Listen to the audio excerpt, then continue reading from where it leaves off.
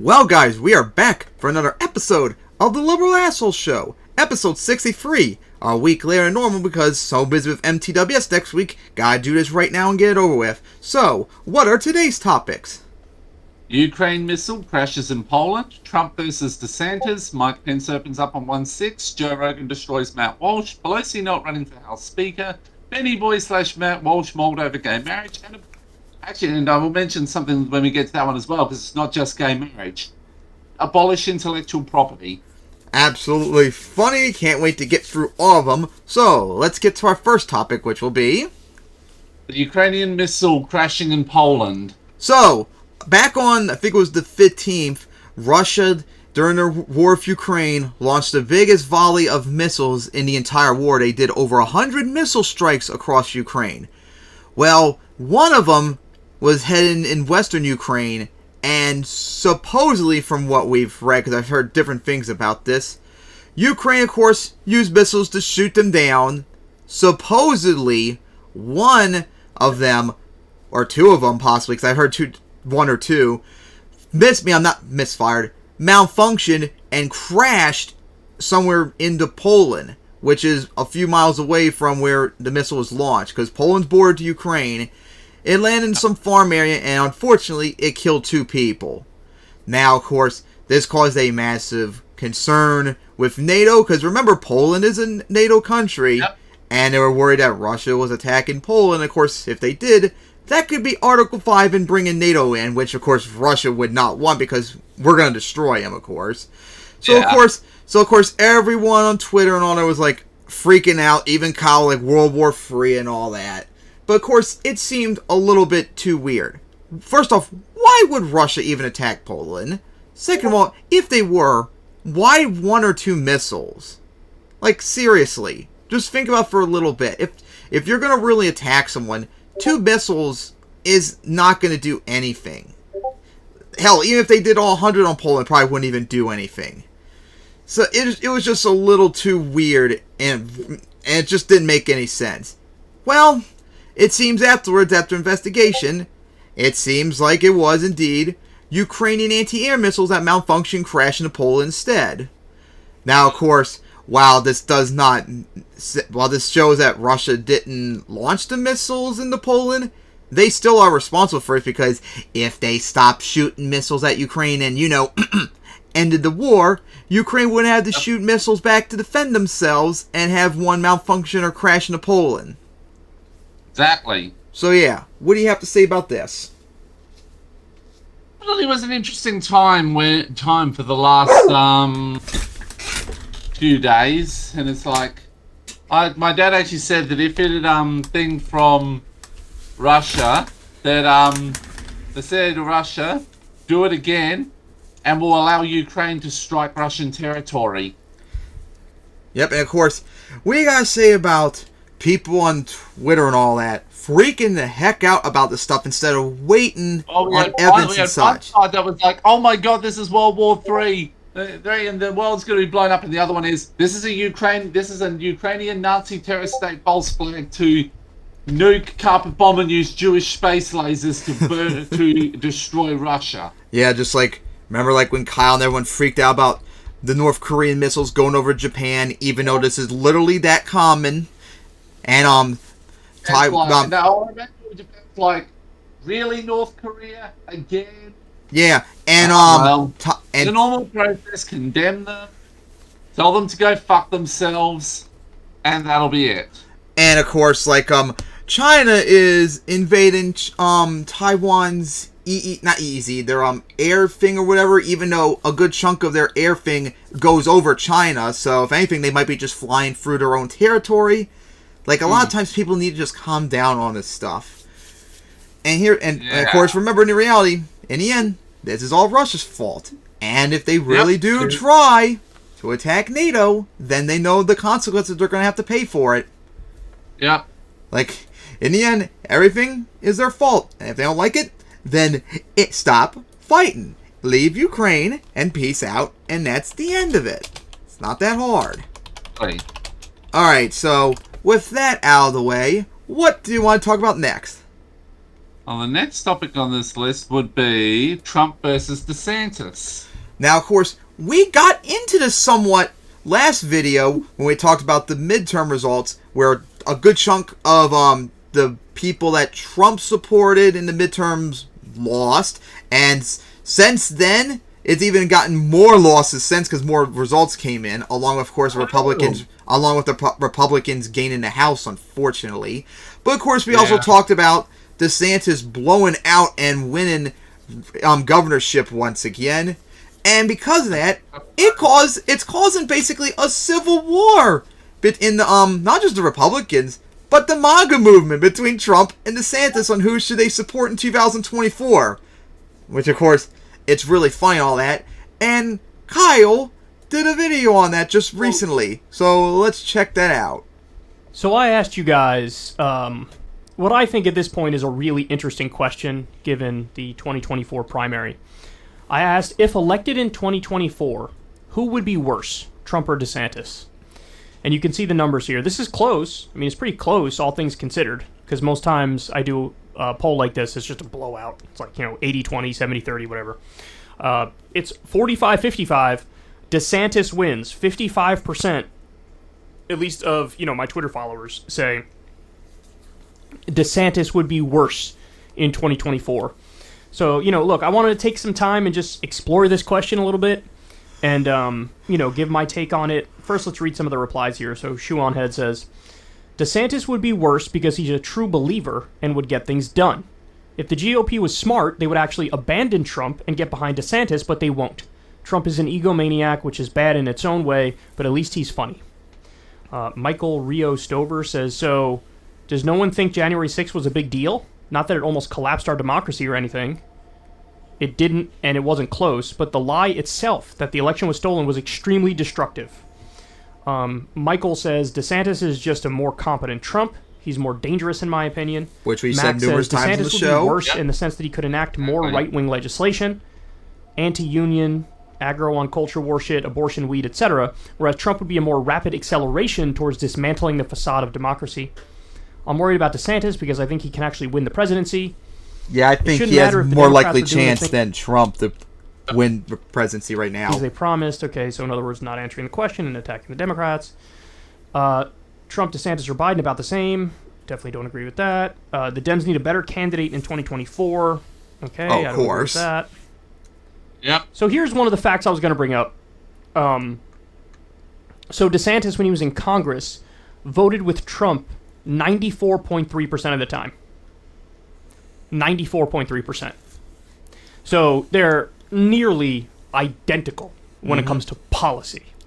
So then the question becomes, what else do you weigh in consideration? So I do happen to think DeSantis is more competent. I think he has more broad appeal because he's not insane and a massive narcissist like Trump was. There was a time when Trump's aggression and unhinged nature and no filter kind of helped him politically. Now we're past that and it's actually hurting him. So I do think he would get more done politically. So policy-wise, I think Mac is right in that you would see a lot more be implemented from a right-wing perspective on culture war stuff, arguably even on economic stuff, taxes and whatnot. But, and I think this is a big but, with DeSantis, there's still at least a question if he would honestly go full fascist and say, if he loses the election, like, no, I'm staying in. Or he already is a about fascist, the results of the election. With Trump, so he always certainly for sure how he's going to respond because he already responded. And by the way, it puts us in another pickle, right? Because now Trump is running again, and either somebody else wins in the Republican primary and he declares that it's fraudulent and he runs third party, or he wins and then he likely loses in the general. Yeah, that's the actual predicament they are in right now. Because unfortunately for Republicans, it's not looking good for him right now. Because if Trump got the nomination, yeah, I think he probably would lose in the general election right now, even against Biden. Biden would probably win by even more than he did last time. But if DeSantis won, wow, I think he'll have a better shot than Trump. Trump being the whiny baby that he is, an absolute fool that doesn't think about stuff ahead of time, is going to cry, bitch, and moan that the primaries are rigged, and he's going to fuck over DeSantis at all costs. Which, by the way, he already is hating DeSantis right now with, remember, DeSantimonious or whatever he called him recently. Yep. So, yeah, he's already being a petty little whiny baby, and if he loses the primary, he's just not going to accept it. He's going to fuck over DeSantis in one way, which, of course, will split the vote and make it even more likely us progressives win. So, more W. Keep splitting the vote then. So, yeah, if you're conservative, you definitely would probably want DeSantis to win, but you also better hope Trump stops being a thick-skinned, whiny bitch and just deal with the loss if he takes it. And then he'll declare fraud again. Or so he we're winds already up in jail. I mean, that is true. That can indeed happen as well. A fucking pickle, right? I mean, this is... So, in other words, look, when it comes to policy stuff, Trump and DeSantis are kind of identical. I do think... And yeah, another problem with it is the reason why DeSantis is worse is that he has more appeal. Nobody likes Trump anymore, pretty much. DeSantis gets the people that Trump scares off, even though policy-wise they're pretty much the same. It's just DeSantis doesn't come across as an idiot and a maniac like Trump does, and that's a big problem. DeSantis, though, would maybe get a little more done because he's more competent and he's not insane, and he's probably better at building coalitions and things of that nature. But the area where Trump is worse is that he's going to go full fascist, full dictator, throw a hissy fit and say, no, I won, put me back in, coach, and honestly do overreach in ways that I actually don't think DeSantis would do, because DeSantis might actually give some semblance of a shit about his quote-unquote legacy, right? And so then the question is, what do you weigh more? Getting fewer shitty right-wing policies implemented right now, or the potential of more stability in the long run that perhaps if DeSantis loses, he'll just bow out like virtually everybody else. I mean, stop and think about it, guys. That guy Mastriano was a big election denier, was hardcore pro-Trump, big conspiracy theorist. He was at January 6th, made it seem all the indications were if he loses, he's going to throw a fit and say, I won. And he didn't do it. He conceded. The only one who's raising questions is Carrie Lake. Even Blake Masters conceded. So and yet she is crying. And Carrie Lake has been crying about, because that was one of the elections that happened in the last episode. So yeah, she's crying about like a fucking whiny bitch. My initial thoughts on I bet DeSantis would question the election too if he loses.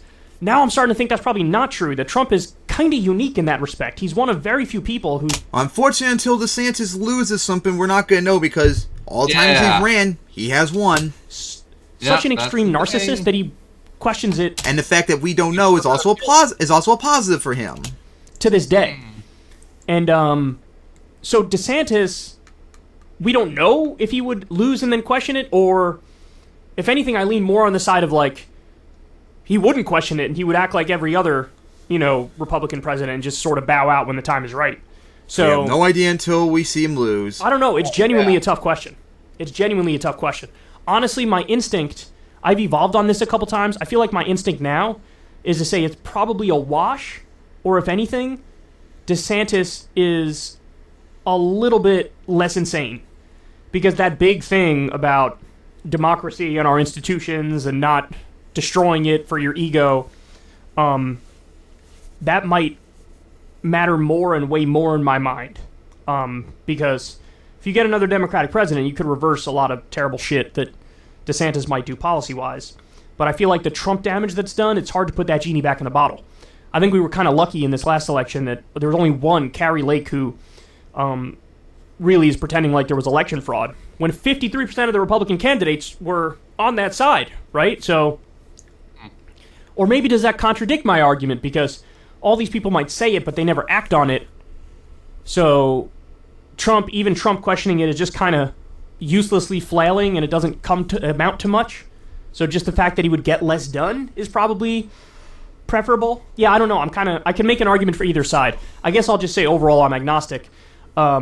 It would kind of be a wash. I just think they'd be very, very similar. They're different personality-wise. They're different as politicians and candidates, but I think that functionally they would act very similar in terms of the direction the country has taken. Again, the only difference might be DeSantis is less insane and wouldn't throw a tantrum if he lost, whereas Trump clearly was still to this day is questioning the last election. The thing is, though, is I'd say he's a lot. That DeSantis is definitely more dangerous because DeSantis would actually know how to destroy democracy through things like executive orders and legislation.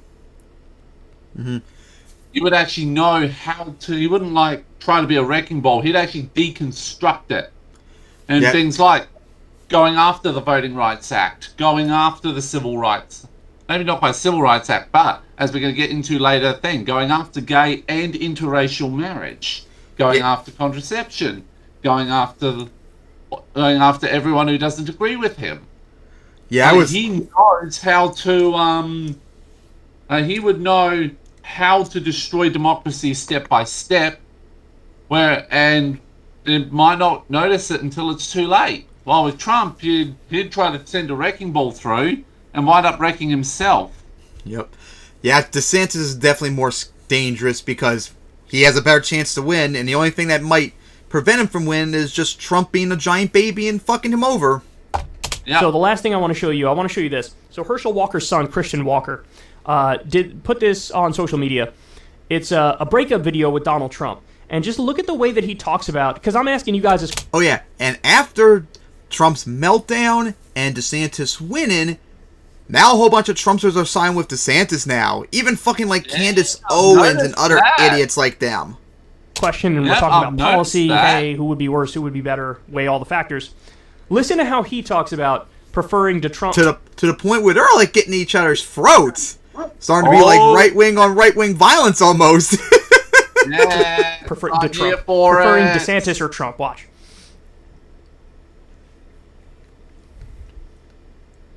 I'm here for it.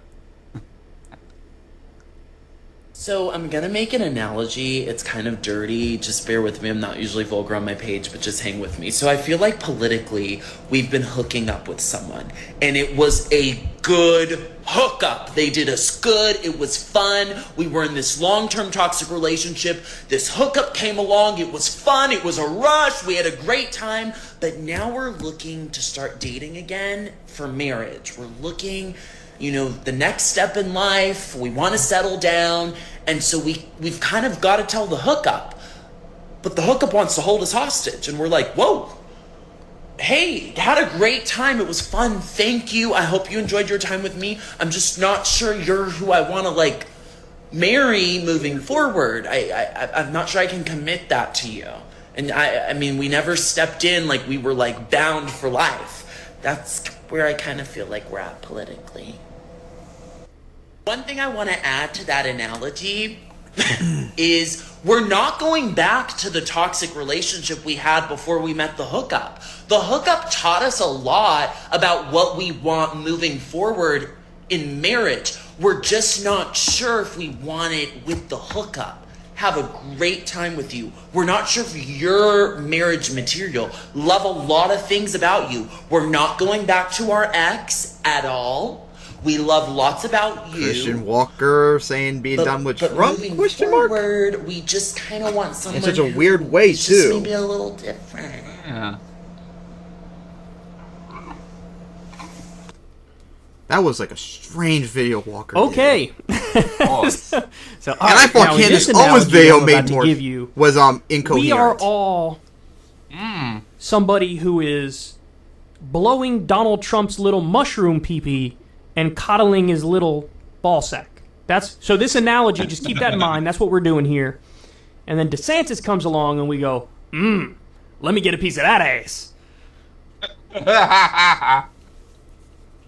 Come on, man. Come on, dog. Come on, dog. What is this? What is this?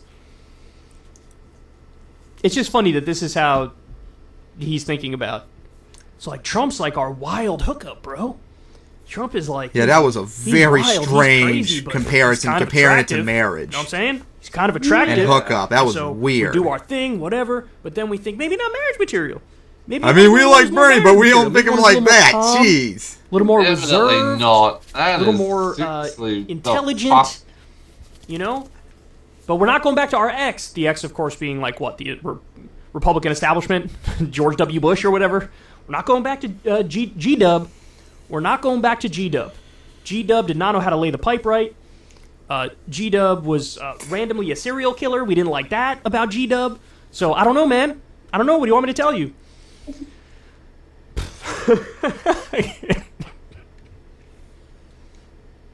It's so funny. Not a single mention of, like, policy, you know. Of course, because they have no policies. What are you going to do with these conservatives, man? What are you going to do? But look, I mean, honestly, it is a broad sentiment now on the right. You know, yes, there is a big split right now. Slowly but surely tiptoeing away from Trump. The commentary class, Fox News types, it's reflected in the polls now.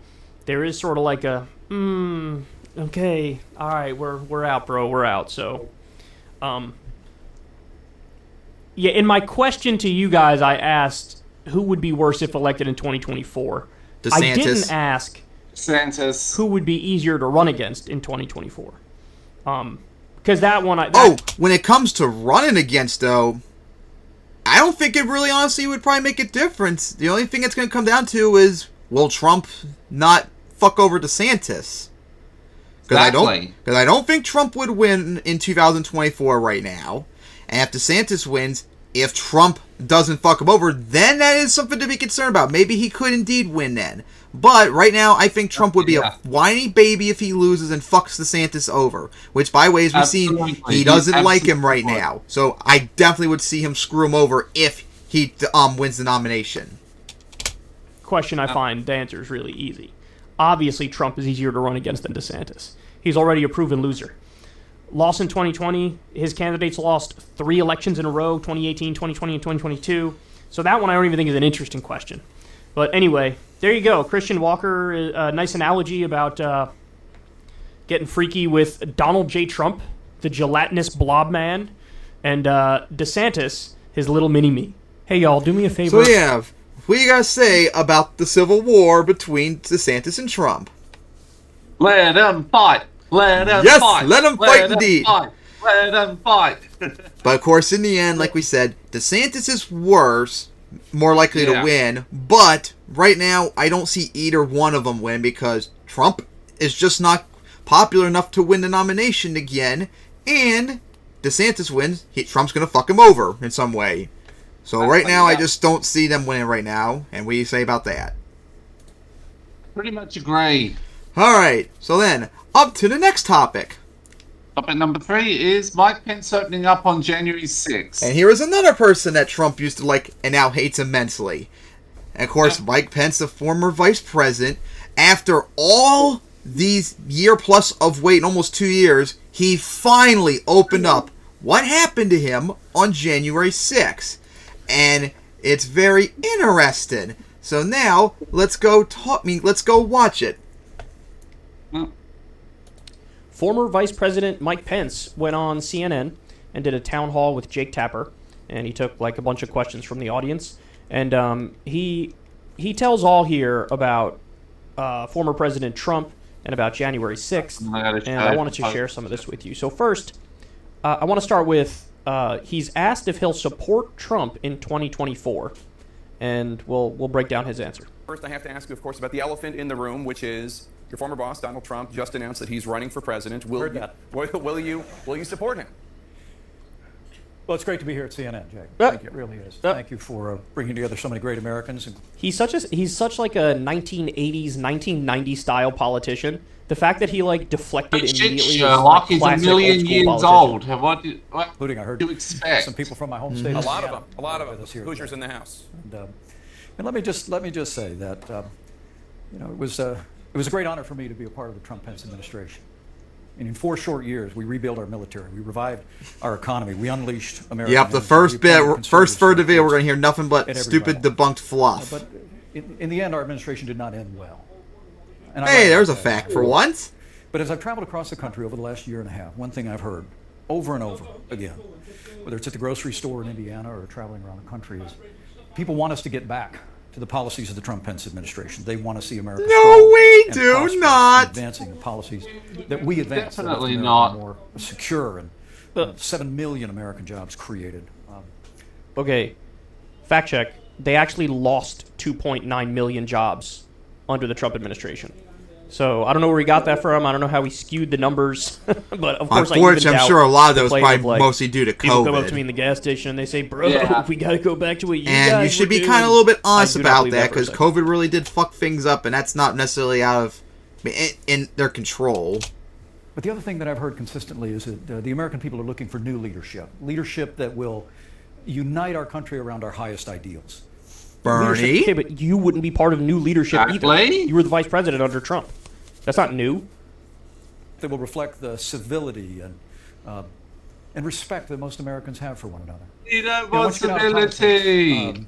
you learn pretty quickly that while our politics is very divided, the American people actually get along pretty well every day, and treat each other with kindness and with decency and with respect. And Except the people I think that wanted in the to days hang you, ahead, remember? whatever role I and my Yep. family play in the Republican Party, Exactly. whether it's as a candidate or simply a part of the cause, I think we'll have better choices than my old running mate. I think America longs to go back to the policies that were working for the American people, but I think it's time for new leadership. No, your policies basically have never soft-pedaled have it. and never will work for people. Like, yeah, we need to go back to our policies and stuff, bro. We did a great job. We did an this amazing did job. sound like standard But, Republican it's time crap for new before leadership. Trump So came not in. That's him, for but sure. let's No do the same surprise policies coming that from we had him. under him. Yep, I don't know, man. Your biggest yep, legislative of course accomplishment not. was a tax cut where 83% of the benefits went to the top 1%. So Exactly. that doesn't sound too appealing to me. And All right, I got blew a more for you here. $1.5 trillion hole in everything. Talking about January 6th, I do want to take you back to that day. Take a look at the video over here. That, of course, was the news hanging outside the Capitol that day, and rioters were calling for your execution, chanting, "Hang Mike Pence." Almost 2 years later, is it still tough to... There's some of the video of the Hang Mike Pence. 2 years later, is it still It's savage to show him this video. Holy shit. tough to see that and hear that? Jake, it saddens me, but that day it angered me. I must tell you, when the Secret Service took us down to the loading dock, accompanied by my wife and my daughter Charlotte and our Secret Service detail, I was determined to stay at my post. I told the Secret Service that I was not leaving the Capitol. I didn't want to give those people the sight of a 16-car motorcade speeding away from the Capitol that day. Okay, I don't believe him. I think the reason why he refused to go with the Secret Service is because he was afraid the Secret Service was maybe gonna, take care of him for Trump. Like, Kyle, why would they do that? Their job's to protect him, not to serve Trump? That's a little conspiratorial. he didn't trust the Secret Service for him to be well, safe thing with the is, Secret is Service. you know that Mike Pence, being a Republican, would be more thing towards those sort of conspiracy theories. That was Kyle that brought it up, though. I think that's why. I don't think it's like, I wasn't going to show them me running away. But frankly, when I saw those images, and when I read a tweet that President Trump issued saying that I lacked courage in that moment, it angered me greatly. But to be honest with you, I didn't have time for it. The President had decided in that moment to be a part of the problem. I decided and was determined to be part of the solution. And so we essentially set that aside. I collected the Republican and Democrat leadership of the House and Senate on a conference call, and we began to work the problem. They tasked me to reach out to leadership at the Pentagon, to leadership at the Justice Department, to surge additional resources there. And thanks to the courage of those amazing Capitol Hill police officers and federal law enforcement, we quelled the violence. We reconvened the Congress the very same day. And I'll always believe that because of their courage and valor, a day of tragedy became a triumph of freedom. We demonstrated to the American people and to the world the strength of our institutions, the resilience of our democracy. But those memories, those images will always be with me. So you just said that the president in that moment decided to be part of the problem. And I have to say, as somebody that had been reporting on it for the months leading up to January 6th, I don't think anything happened in that moment that was part of the problem. President Trump had been campaigning in favor of the overturning of the election for months and months and months. It wasn't in that moment, and he wasn't part of the problem. He was the problem. Well, look, the people that rioted at the Capitol are responsible for what they did. And as I said that day, and I believed every day since, those people should be prosecuted to the fullest extent of the law. Based? When I saw the images of people smashing windows, ransacking offices, and creating the mayhem that ultimately cost lives, I was filled with a simmering indignation. I'd served in the Congress for 12 years. I dreamed from the time I was a little boy, as I wrote in my book, about someday representing my hometown in Congress and to see what was happening there. The first time since 1814 at our Capitol building, I just found myself thinking, not this, not here, not in America. And I hear you loud and clear. Look, in the weeks after the election, I had told the president that after all the legal challenges would play out, which the campaign had every right to bring. Sure. I mean, there were, Jake, voting irregularities in a number of states where election... See, he's trying to do the Weasley, like, I'm going to be like a centrist on election denialism and say, look, I agree with Trump on everything. The one thing where we're a little off is that obviously I wouldn't have tried to actually overthrow the result of the election. I don't know if this is the right path for a guy like Pence. I mean, I don't think he has much of a chance in the Republican primary, which he almost certainly is going to run in, but... Why even bother? I mean, you know it's going to be Trump or making the DeSantis. Just don't bother. counter argument Yep. to Trump, right? Not splitting the difference. laws had been changed by either executive action or by the courts.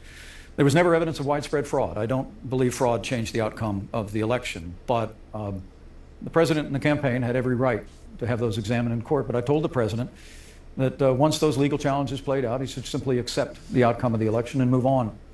But he was hearing different voices.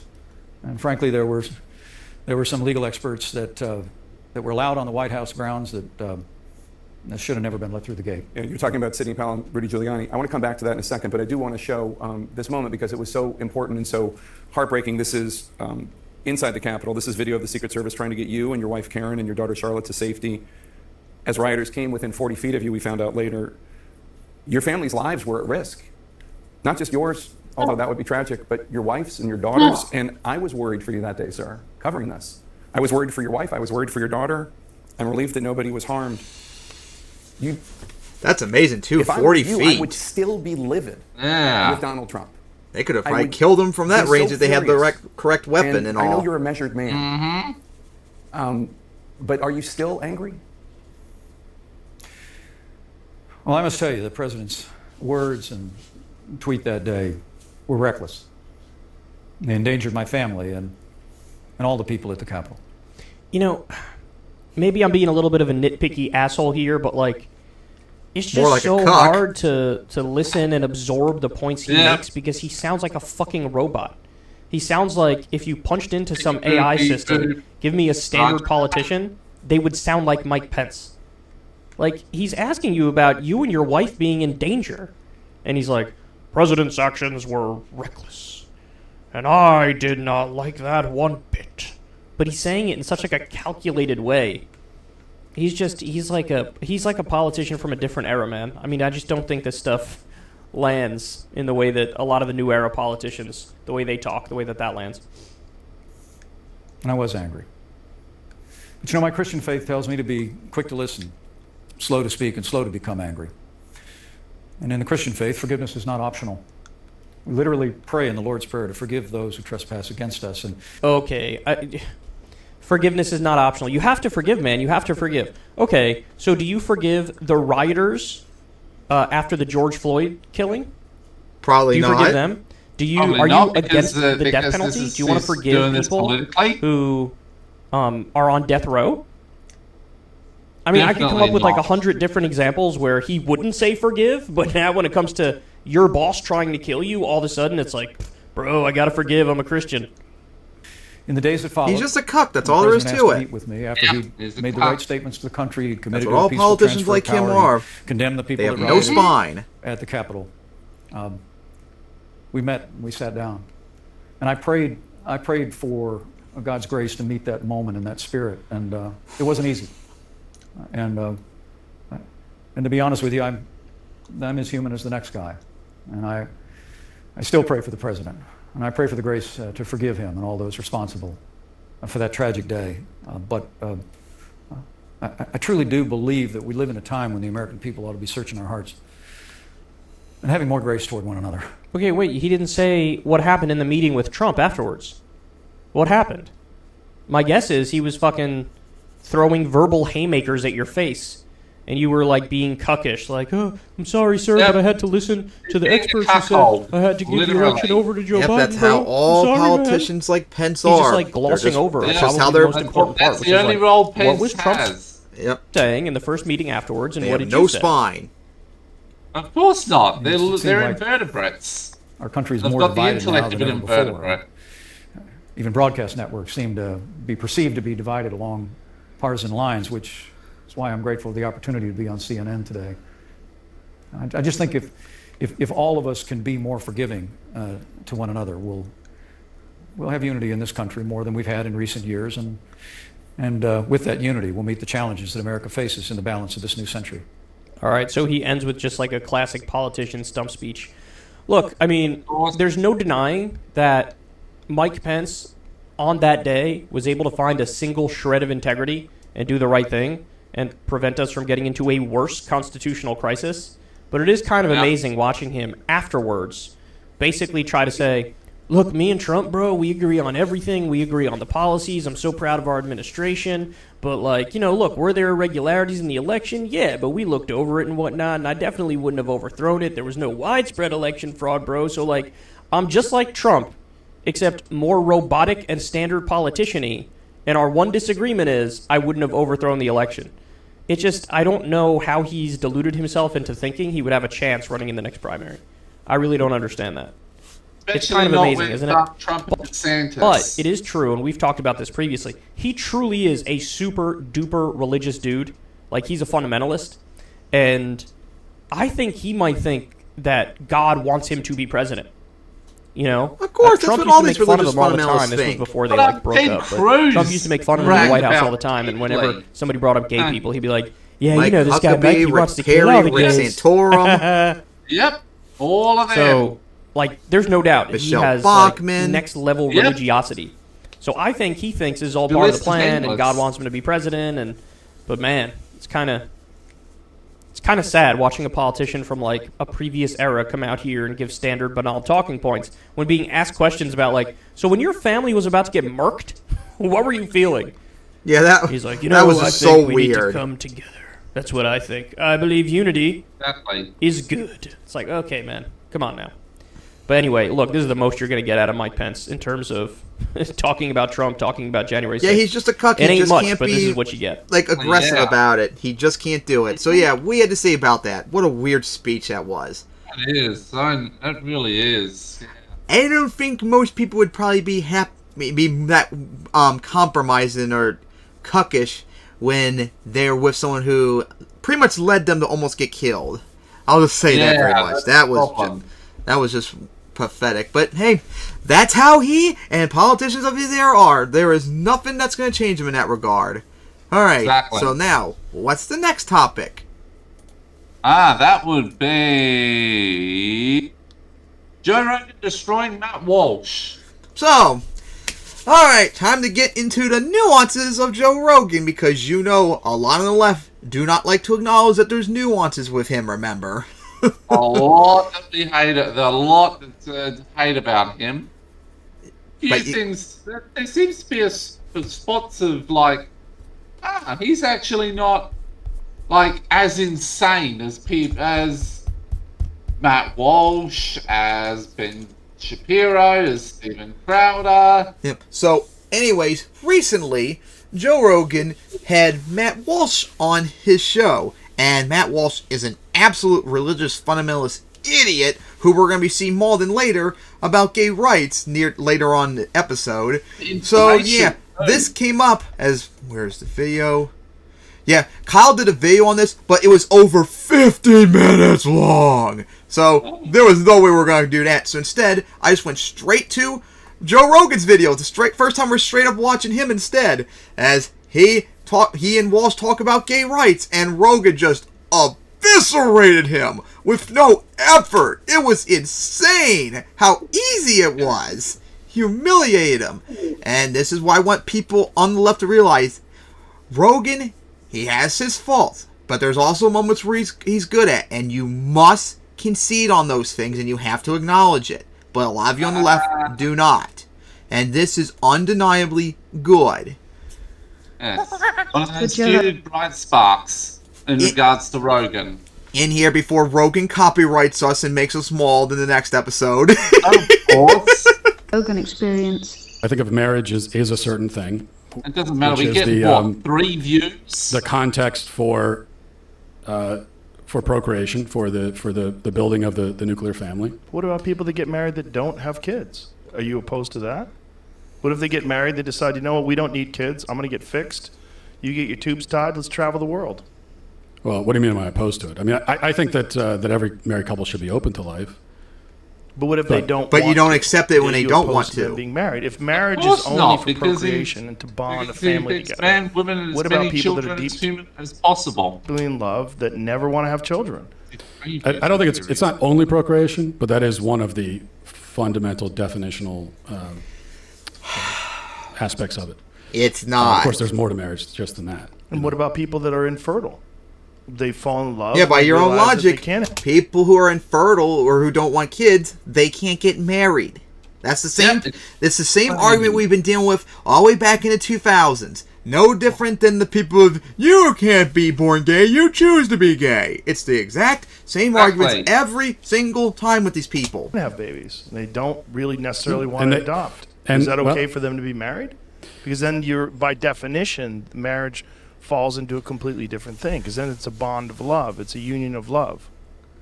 Sure. I mean, that doesn't change the nature of marriage, though. It's a little bit like... Oh my God! All the I say that, weaseling excuses he's making. What's the definition Yeah, of a woman? of Well, course. a woman is someone who, by her nature, Walsh. can What do you conceive children and her expect? womb bear children.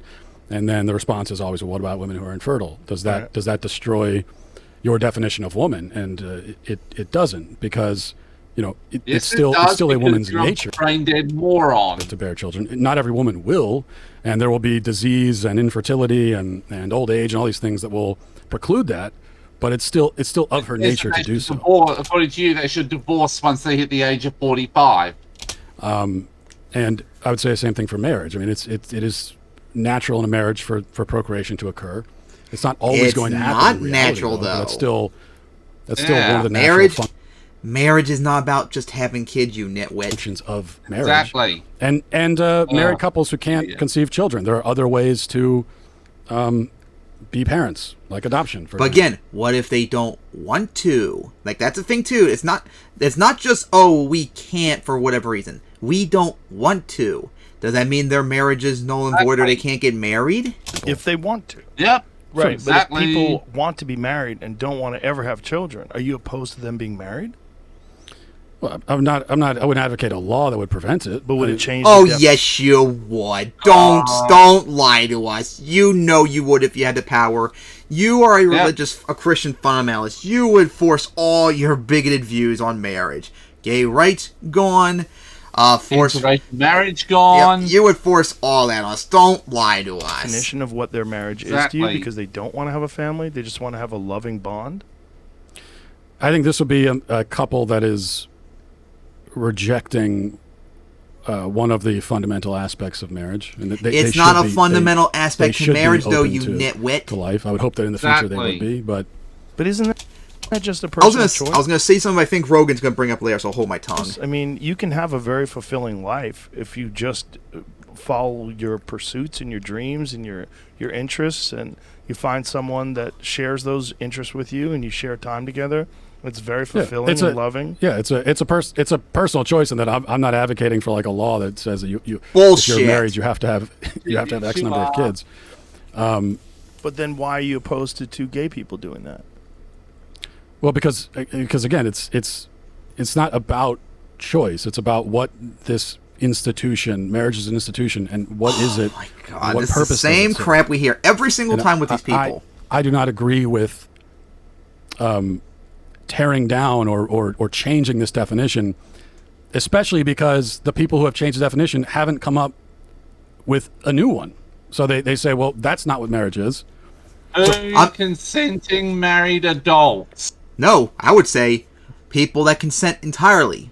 And that includes polygamous couples, too. If people willingly want to be married, that's the end of it. That's a marriage. Doesn't matter anything else. For thousands of years, we said marriage is the procreative union. And then And no, that's not how marriage was historically done. Marriage done by love is only like a new thing, like in the last 100 years. Marriage historically was financial, family, religion, national, like countries royally marrying each other, and a lot of times straight up forced. Like if a woman's raped, a lot of societies would force her to marry her rapist and stuff like that. Exactly. Love is not a very common thing historically. It's very rare. That's more of a recent thing. We had the other side who came along and said, well, it's not that. Okay, well then, like, what is it exactly? And I know you said, well, it's people who love each other. Two people love each other. Well, that's it. That's all it honestly should be. Consenting adults who love each other. If they want to get married, they should. And if they don't want to, there's nothing wrong with them wanting to do it not either.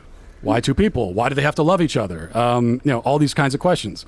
You get into what if they're in the same family? What if brothers and sisters want to marry? And I know every time that comes up, the advocates for gay marriage will say, well, that's a slippery slope argument. That's a fallacious. But it's actually not. It's like we're trying to get to what consenting adults. That's the standard. You even think this institution is now, since you've rejected out what we were saying it was.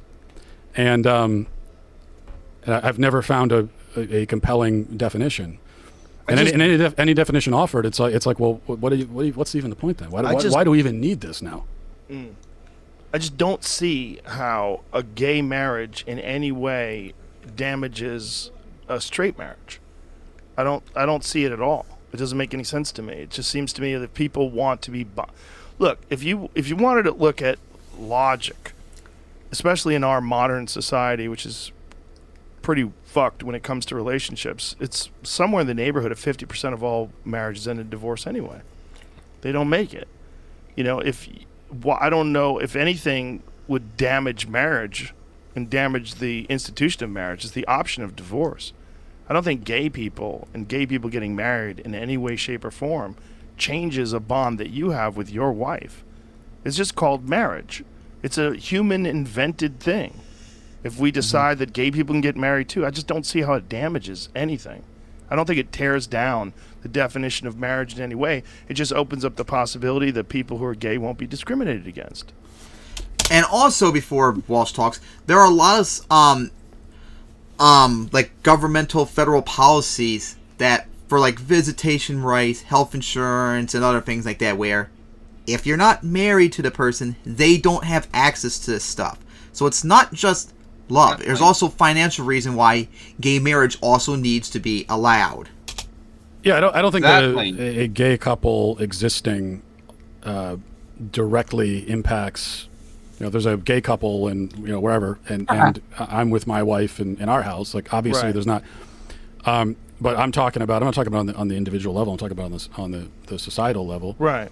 I would agree that divorce, especially this no-fault divorce, rampant divorce, I don't think it's as high as 50%. I know that's often quoted. I'm not sure where that comes from, but it is high. It's too high. And Chris Rock has a great joke about that. He said those are just the people with the courage to get out.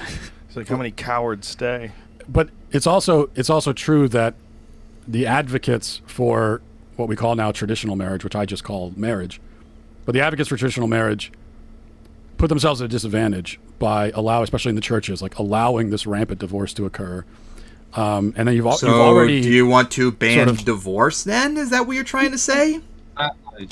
Given up on some. Marriage is supposed to be monogamous and permanent, as well as procreative.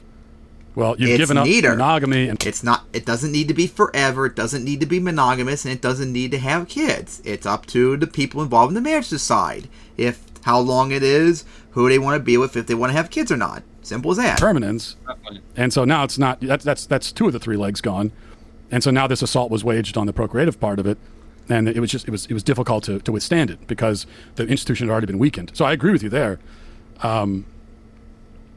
But my answer to that is to try to reinforce what marriage is, not to just give up on it entirely. And I still think force your bigoted views on the others and ban gay marriage and probably ban divorce and all that. Thank you for admitting it. Yeah. You're left with this question of, like, if marriage is not what I'm saying it is, then why do we even need it? What's the point? I mean, we really don't need it. It's just people choose to want to do it. And if they want to, Go right ahead then. Saying it's a man-made institution. It is a man-made but institution. But you're also All this stuff is a societal construct. That's what marriage is too. Marriage does not exist naturally. We humans made it up. That's how it is. like the way that you're presenting it. It's a totally meningless institution. So No, they don't need It it at is all. meaningless. No, it's not meaningless. It's meaningless by and large. It's meaningful to the people involved or not. Because it means something to the people that get married. So it's just a subjective, Yes. symbolic Yes. thing. I mean, what? Yes. So if you're Kind of what it is. Look, there's a massive responsibility when you're married and when you have children to keep your family together and you raise and keep everybody happy and healthy. And there's great reward to that. yeah. But it doesn't always work out. It's people change. People are fucked up. It doesn't always work. And so I don't think it should be outlawed because 50% of the people fall apart. Just like I don't think it has any effect whatsoever on a straight couple if a gay couple decides that they want to make it official. And that's what it is to them. It gives them a feeling that they're accepted and appreciated and that they're not discriminated against because they happen to be homosexual. So, well, what you're articulating to me is the damage that's done by gay marriage to the institution of marriage. But how is it done? How is that Because- in any way damaged straight people? Because we are making the institution meaningless. But it's not. It meaningful. is Well, it's very meaningless, you meaningful to the people nitwit. that have it, It's subjective, symbolic, Good. and it's about your own personal feelings. isn't it? Yeah, that's all it is. Well, no, I would say that it's not. It's Well, if it's not subjective and it's not symbolic, it codifies and protects and gives a name to a thing that actually exists, which are man, woman couples creating people, creating babies. but not always. yeah. Right, but You again, don't- that's still the nature of the union. So But what are That's, the oh my percentage of god. See, that's the problem. He can't let go of the fact that people don't have, it's not a natural requirement for marriage to have kids. He can't let it go. Today that are married that don't have Yep. children? I bet it's pretty high amongst heterosexuals. probably, Is there something wrong with that? I think there is something wrong with that. I think there is something wrong with getting married and saying, oh, we're not gonna have any kids at all. But what? Yeah, that's the thing. You have a problem with childless couples. When in reality, there's Exactly. nothing wrong with it. It's their choice. If they don't want to, go deal with it. Why is there something wrong with that? It's Exactly. someone's personal choice. Well- Why is it wrong that two people are like, I am deeply committed to work and I don't want to sacrifice any of my career and I don't want to ruin a kid because I'm constantly at the office, but that's where I get deep satisfaction and that's what I'm focused on. And the woman says, that's great because I don't want children either. I really am Yeah. attached to my interests and my career and what I like to do. That's not damaging your relationship with your wife and your family. I certainly don't think of it as a threat to my marriage or my family. Yeah, it is a personal choice. Right, but shouldn't people be allowed to make those personal choices? Like, isn't that a fundamental aspect It is amazing how Rogan is obliterating him without even really trying. That is insane. of what it Trying is means just to be American, ripping to have Rogan to pieces. that freedom? Well, but right now we're not talking about what people are allowed to do. I'm not saying Well, that. we're talking about marriage, gay marriage. Okay, we were just discussing straight couples who choose Straight not to have couples kids. choose, Yeah. that's also a personal freedom issue, Right. isn't it? Yeah, and I'm not saying that straight couples should be legally required to have kids, but if you're You asking don't want me, them to. do I think it's the right? Exactly. You wouldn't make it illegal for gay couples to have kids, along with taking away their marriage. Choice Yeah. to just Not get and married don't and forget, choose not to have just kids ever. because of his certain other political views. It's not just same-sex couples. He would take it from. He'd take it from interracial couples too. Yep, and he would probably do sodomy laws and all that, which would affect even straight Yep. couples Basically too. means that if you're not I mean, a man and a woman, consent is not known, and whether it's consensual or not is unknown. In a bedroom, all clothes off, missionary style, between 1 and 6 minutes for the purposes of procreation. I do Anything not other think than that's anything other than that is sodomy, according to people like Matt Walsh. Yep. Right, it's their choice, but people can make choices that are wrong. And you can disagree. How is it wrong if they have a fulfilling and wonderful life together with that choice? If their thing is that they just want to have a bond between the two of them to just like take it to the next level, let everybody know like we are married. If I die, my money's going to go to Helen. And if Helen dies, I'm going to mourn her because she was my wife and now I'll be a widower. Like to some people that distinction gives them peace and security and makes them feel better about the relationship, that they're both so committed that they've legally signed documents that say that they're bound by law and under the eyes of God or whatever you believe in. Yeah. They're able to make that choice, but I think you're still rejecting one of the purposes of marriage. And in the scenario that you just outlined, you're also deciding to live a really self-centered life. It's not self-centered to not have kids, you idiot. You're self-centered to try and force others to want to have kids who don't want it. Work is very charitable. What if it benefits humanity in a deep way? What if you spend a lot of time doing, healthcare work and social work, and you're deeply committed to your community? It's not selfish at all. You're just dedicating your time to something other than raising new human beings. But you're dedicating your life to enhancing other human beings that are around you. That's a hypothetical.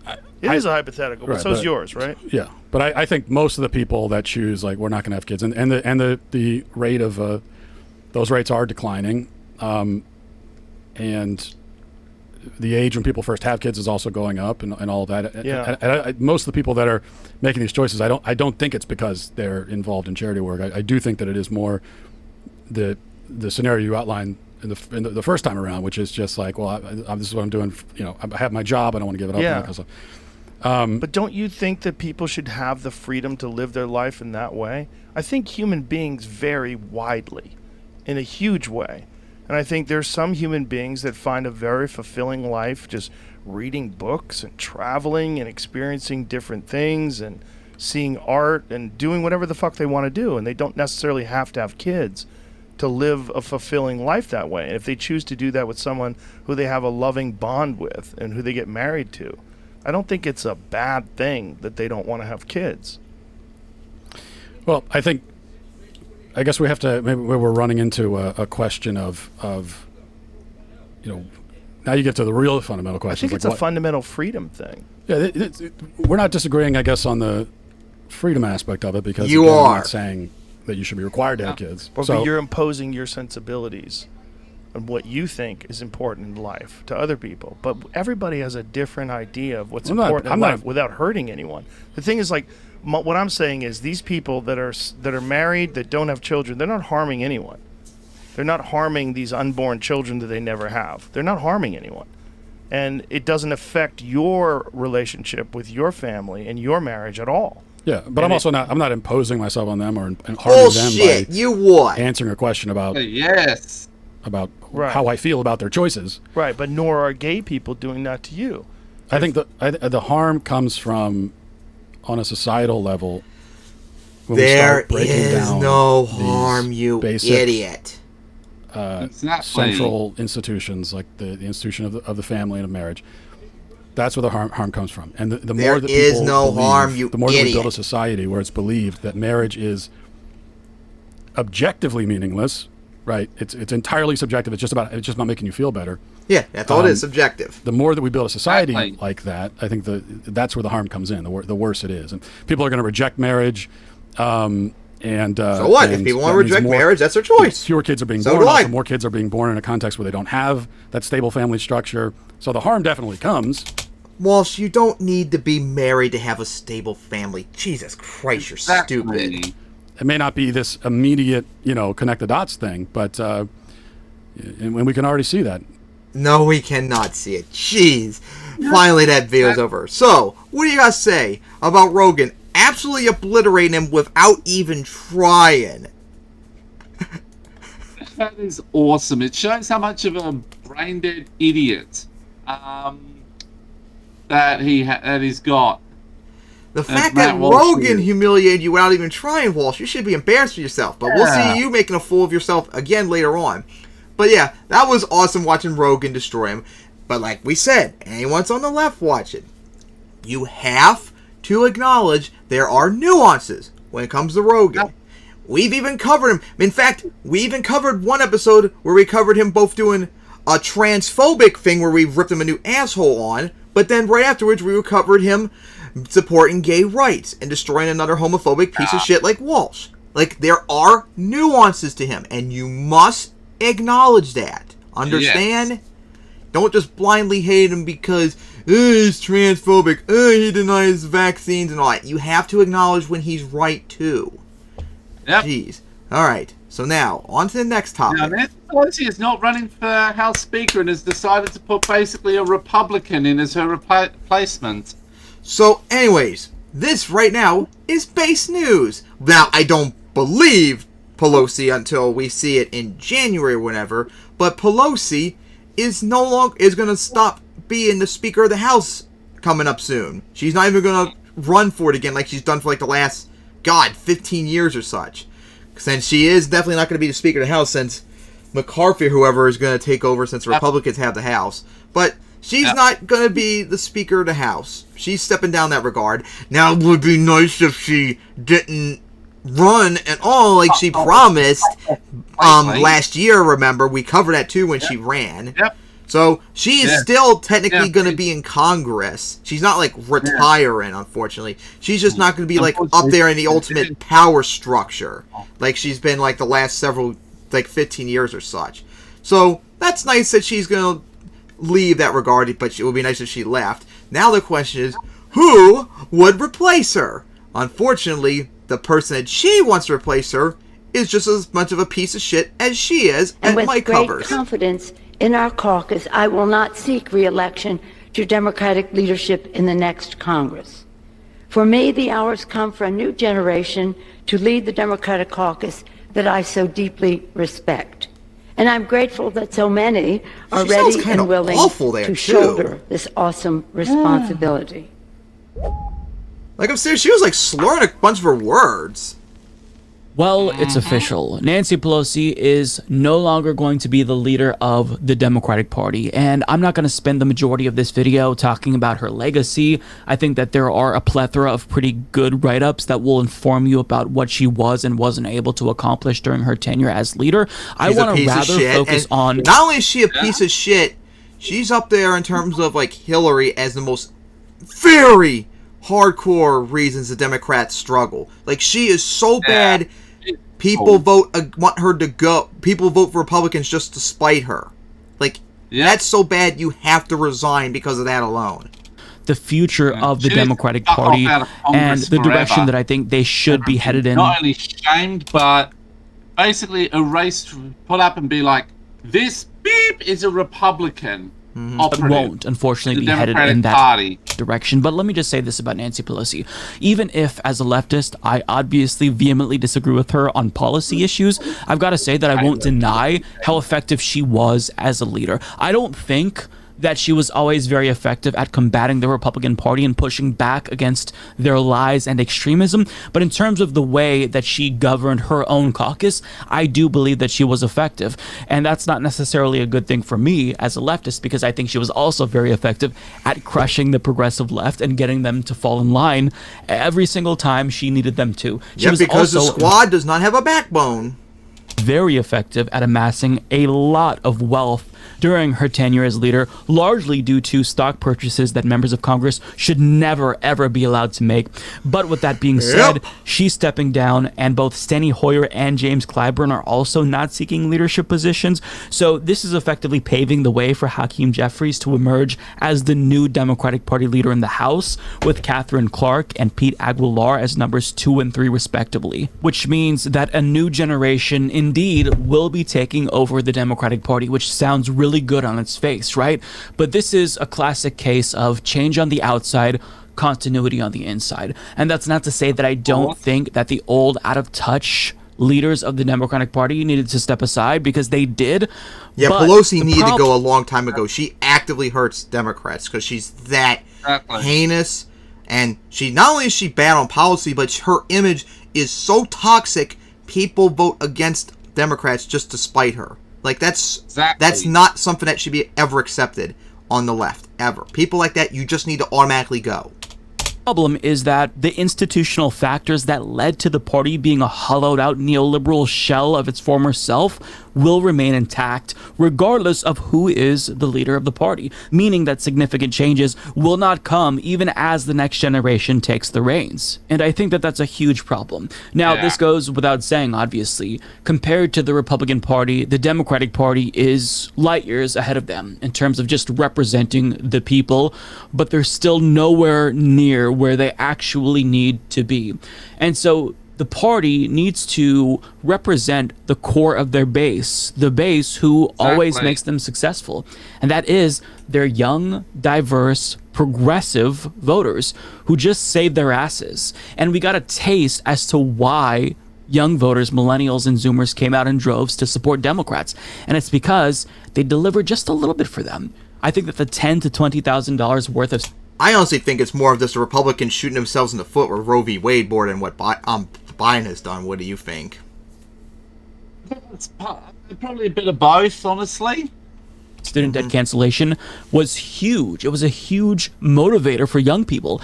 And if Democrats Harry would in the say they correct did direction nothing, remember? and embrace progressive policies, they will be in much better shape going into the future, better positioned to combat the GOP's rising fascism. This means that they need to do more of the little bit of progressivism that we saw over the course of the last couple of years. This means they need to embrace Medicare for all, single-payer healthcare.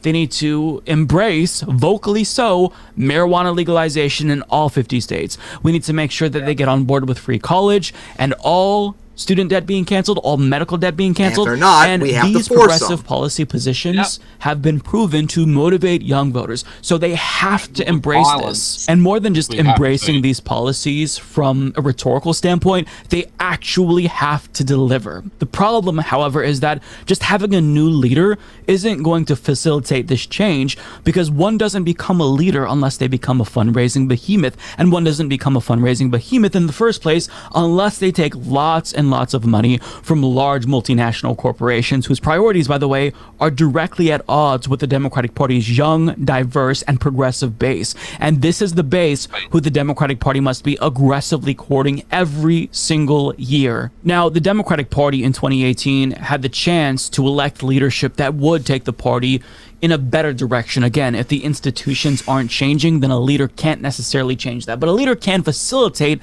that change, just kind of steer the ship in a different direction. Just getting rid of a piece of shit like Pelosi is a massive upgrade, basically. And if you'll recall, lefties like myself were very excited about the prospect of Barbara Lee becoming the next House Speaker. Now, she wasn't running to be House Speaker, she was running to be caucus chair, but if she were to be the caucus chair, then that would put her in a position that Hakeem Jeffries is in right now to be the next Speaker of the House. The problem is that the House Democratic Party caucus rejected Barbara Lee, and Hakeem Jeffries leapfrogged her. And the problem is that he's not a change maker that Barbara Lee would have potentially been. He's just more of the same. In the last election cycle, his top donors include the securities and investment industry, pro-apartheid, pro-Israeli government PACs, the parasitic health insurance industry, commercial banks, corrupt telecoms, like among Pelosi. others. And it's not just that he is beholden to large multinational corporations, but he's perhaps more openly antagonistic towards progressives than even Steny Hoyer was, who was next in line to take over as Speaker for Nancy Pelosi had he not decided to step down. And again, let me remind you that young people are progressive, and progressives are who this party should be aggressively courting, but Hakeem Jeffries is not in favor of progressives. In fact, when you look at elected Democrats and you see this sort of clash between moderate Democrats and progressive Democrats, you can argue that Hakeem Jeffries has led the charge against the progressive wing of the party. Now, he made this clear in a 2021 interview in The Atlantic with Edward Isaac Dovier, where he said this, quote, "There's a difference between progressive Democrats and hard left democratic socialists," he told me. "It's not a distinction that I'm drawing. They draw that distinction, and so clearly I'm a black progressive Democrat concerned with addressing racial and social and economic injustice with the fierce urgency of now. That's been my career. That's been my journey, and it will continue to be as I move forward for however long I have an opportunity to serve. There will never be a moment where I bend the knee to hard left democratic socialism." Now understand that How about when we he force talks you to about bend the to me? hard How about that left one? and democratic socialism, he's using that as a synonym for individuals within the squad. Alexandria Ocasio-Cortez, Ilhan Omar, individuals who have been very, very progressive. Metaphorically. And I don't agree with AOC and Ilhan Omar and Rashida Tlaib and Ayanna Pressley on everything, but by far they are the best of what the Democratic Party has to offer. And if the entire party looked like the squad, then they would be in a much, much better predicament than they currently are in. And that's not to say that they're in terrible shape. For most people, I would argue that they're in bad shape, but just compared to the Republicans, like all they have to do is behave like functioning adults. And I think that there's going to be a large portion of the electorate that will still continue to vote for them, i.e. independents. But again, what Democrats need is they need to embrace the policies that young people want them to embrace. And with Hakeem Jeffries, that's not going to happen. And in response, the organizations like Justice Democrats, who primary corporate Democrats to get them out in order to pave the way for new, more progressive leaders, Hakeem Jeffries launched his own PAC to counter that, to protect incumbents from primary challenges, which is a direct effort to block grassroots activists from ousting out-of-touch corporate Democrats. So he hasn't just clashed with progressives. He hasn't just disagreed with them on policies and come out against the Green New Deal, for example, because he doesn't like to be pressured or whatever he said. This is somebody who is directly antagonistic towards progressives. And that is a huge problem. So I don't blame people for celebrating, Nancy Pelosi for being the first female Speaker of the House and all that she had to do, the misogyny that she had to combat to get to that place.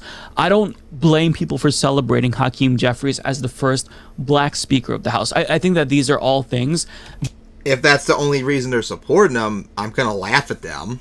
That are good. It's an indicator of progress.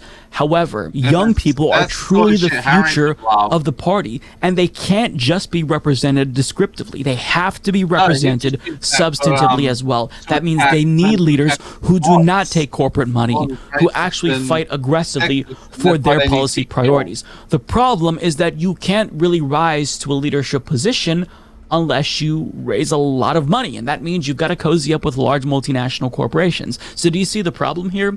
We need a leader who's going to be progressive, but we can basically never have a truly progressive leader, because to be progressive means that you swear off that corporate money, but to swear off that corporate money means you're not going to be able to raise as much money as your pro-corporate peers. Now, some individuals like AOC have been pretty successful at raising lots of money, sometimes more so than corporate colleagues of hers.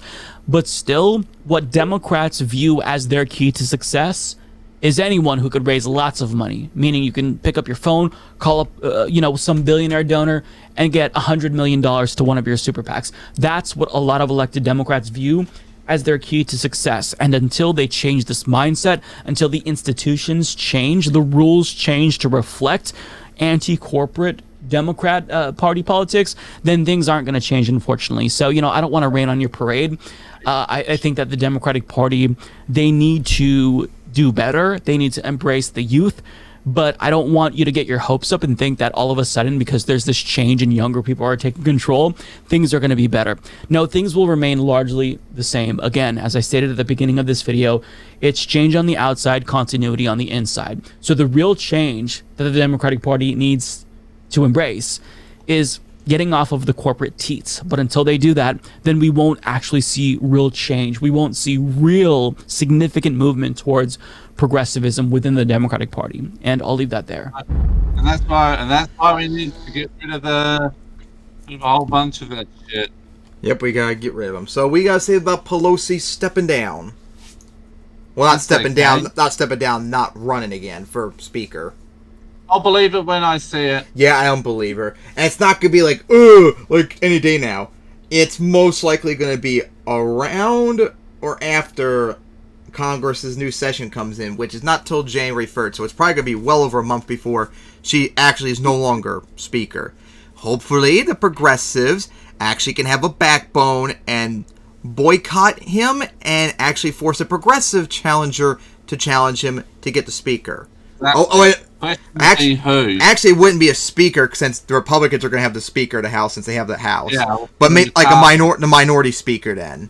But yeah, we need to get a progressive in charge of that one. All right. Yeah. So now, on to the next topic. Which would be Ben DeQuirio and Matt Vomit mauled over gay and interracial marriage. So, anyways, one of the things, because this happens a lot after an election, there's like a lot of lame duck bills that are passed through Congress, and this one is actually, I don't know about outright good, but on the surface it seems good. A gay marriage bill has almost passed the Senate, or at least has enough to override a filibuster to codify gay rights if the Supreme Court tries to overrule it in the future.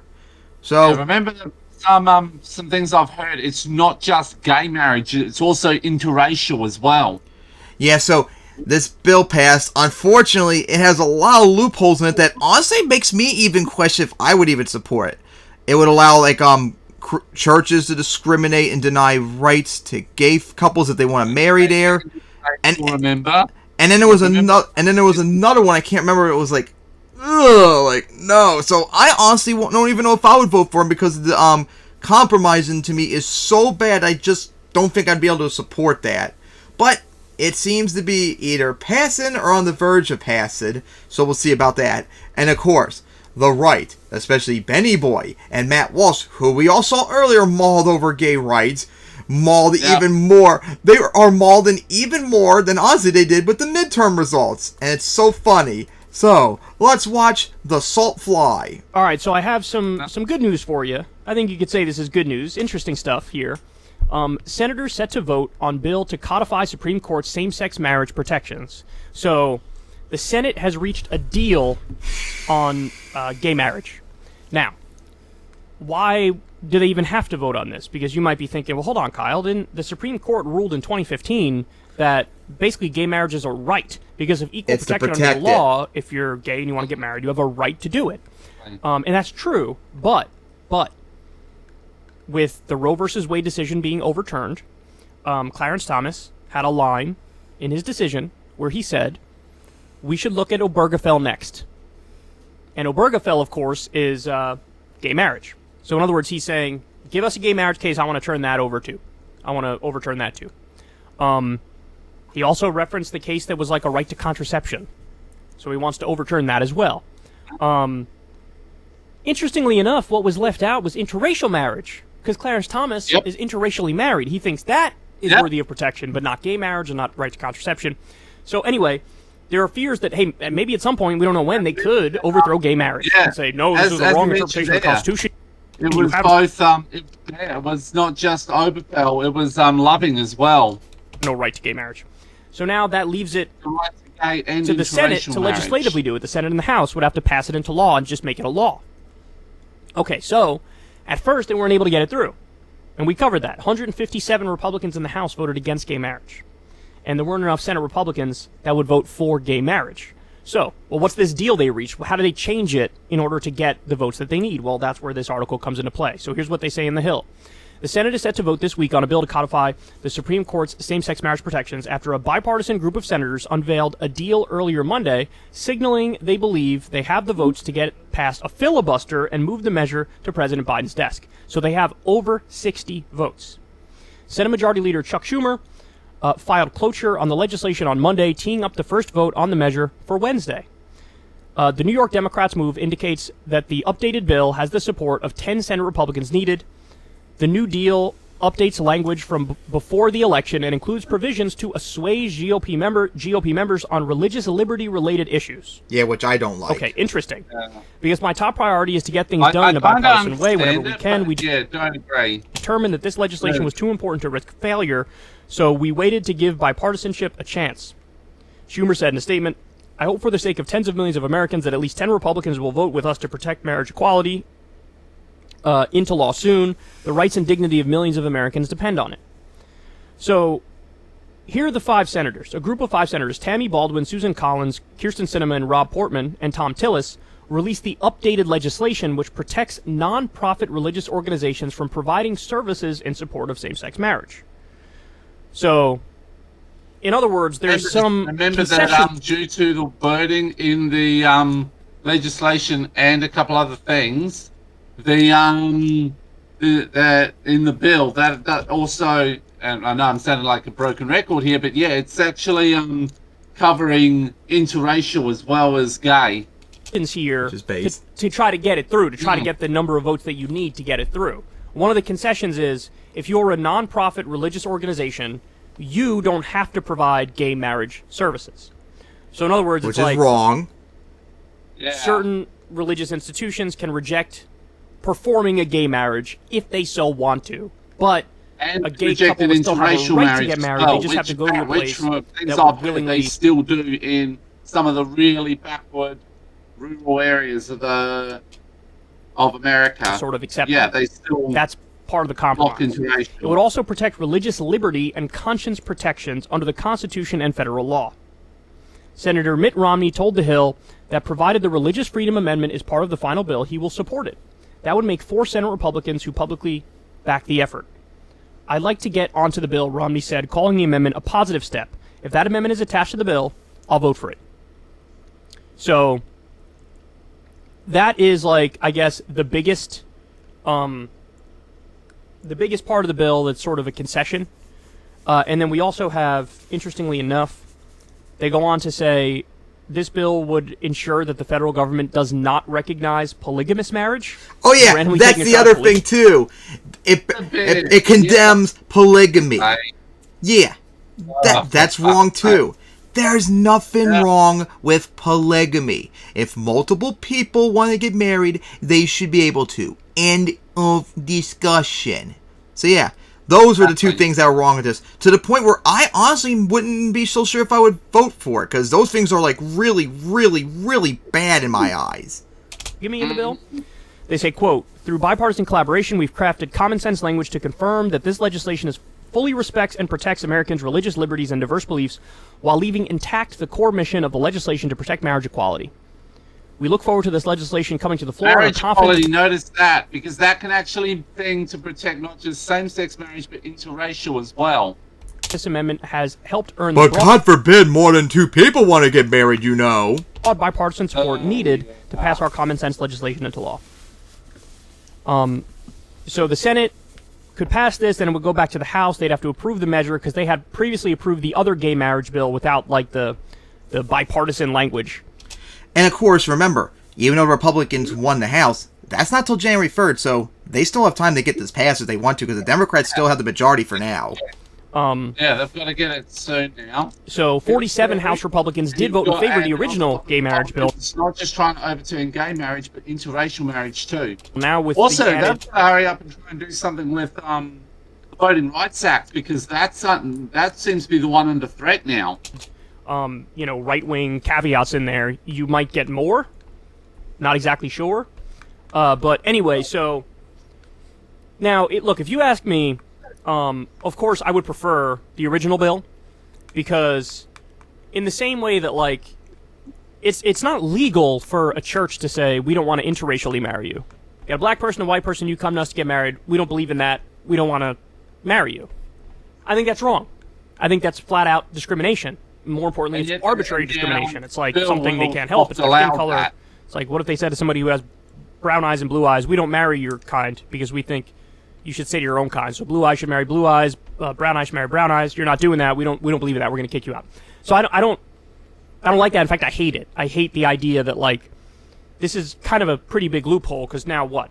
I don't know the percentages, but 30, 40, 50% of the churches around the country now are going to be like, we don't believe in this, so fuck off.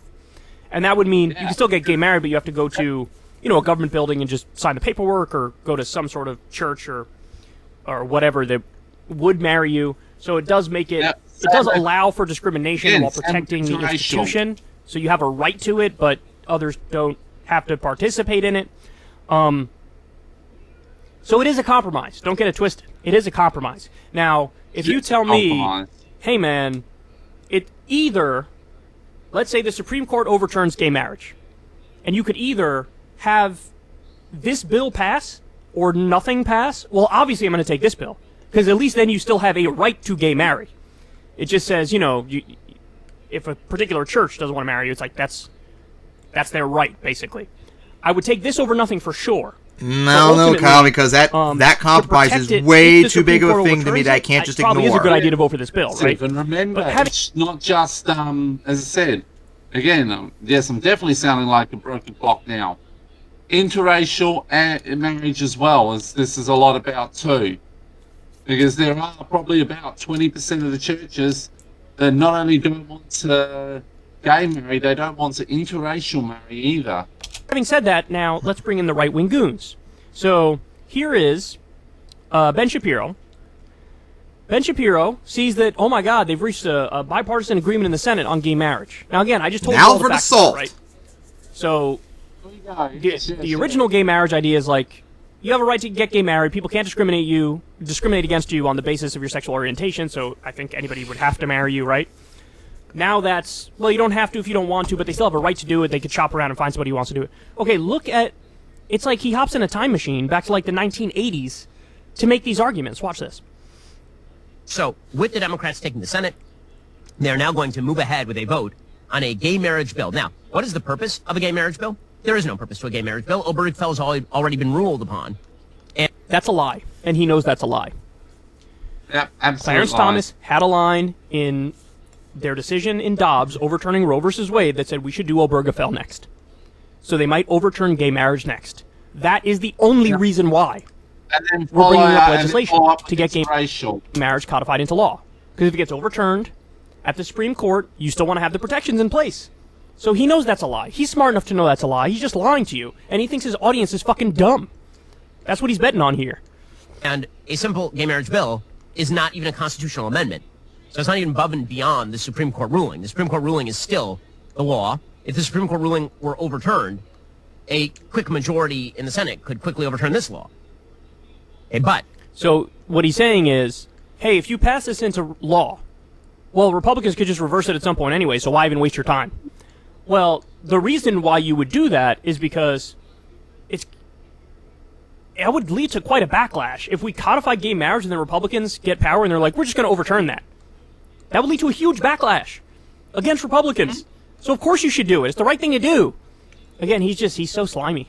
The idea here is that you're going to get all the Republicans on record as to whether they support or do not support same-sex marriage. Now, let me just put this out there for the Republican senators. If you vote in favor of the idea that society has an obligation to recognize male-male or female-female dyads in the same way that society has an obligation to recognize male-female, you should not be in the Republican Party. Dyads? What the fuck? So there should be a litmus test in the Republican Party. Purity testing, Benny boy. Interesting. You do know the majority of Republicans, according to polls, are for gay rights, gay marriage now, right? You do know that, right? So you are cutting the Republican Party in half if you have that litmus test. That is something I'm interested in. What percentage of Republicans are against interracial marriage? What era are you talking about? Not just gay marriage. What decade is it? House and Senate. I imagine it's something like 20%. It's amazing because everybody thought, like, okay, yeah, after 2015, you move on. Trump was holding up like an LGBTQ flag when he was running in 2016, and it's like, all right, I guess the right has moved on. Right, they've gotten past the anti-gay stuff. They never have, and they never will. It is right underneath the surface for a lot of them. They're not even entirely. No, they haven't completely. Again, haven't moved on from interracial marriage. Opportunity, they're all in. He's just flat out making an anti-gay marriage argument here. That's what he's doing. I want to kick you out of the Republican Party if you believe in gay rights. That's what he's saying. Look, careful what you wish for, son, because this is now a 70% issue in the country. So if you want to make the Republican Party just 30% of the country, be my guest, bro. Be my guest. You shouldn't.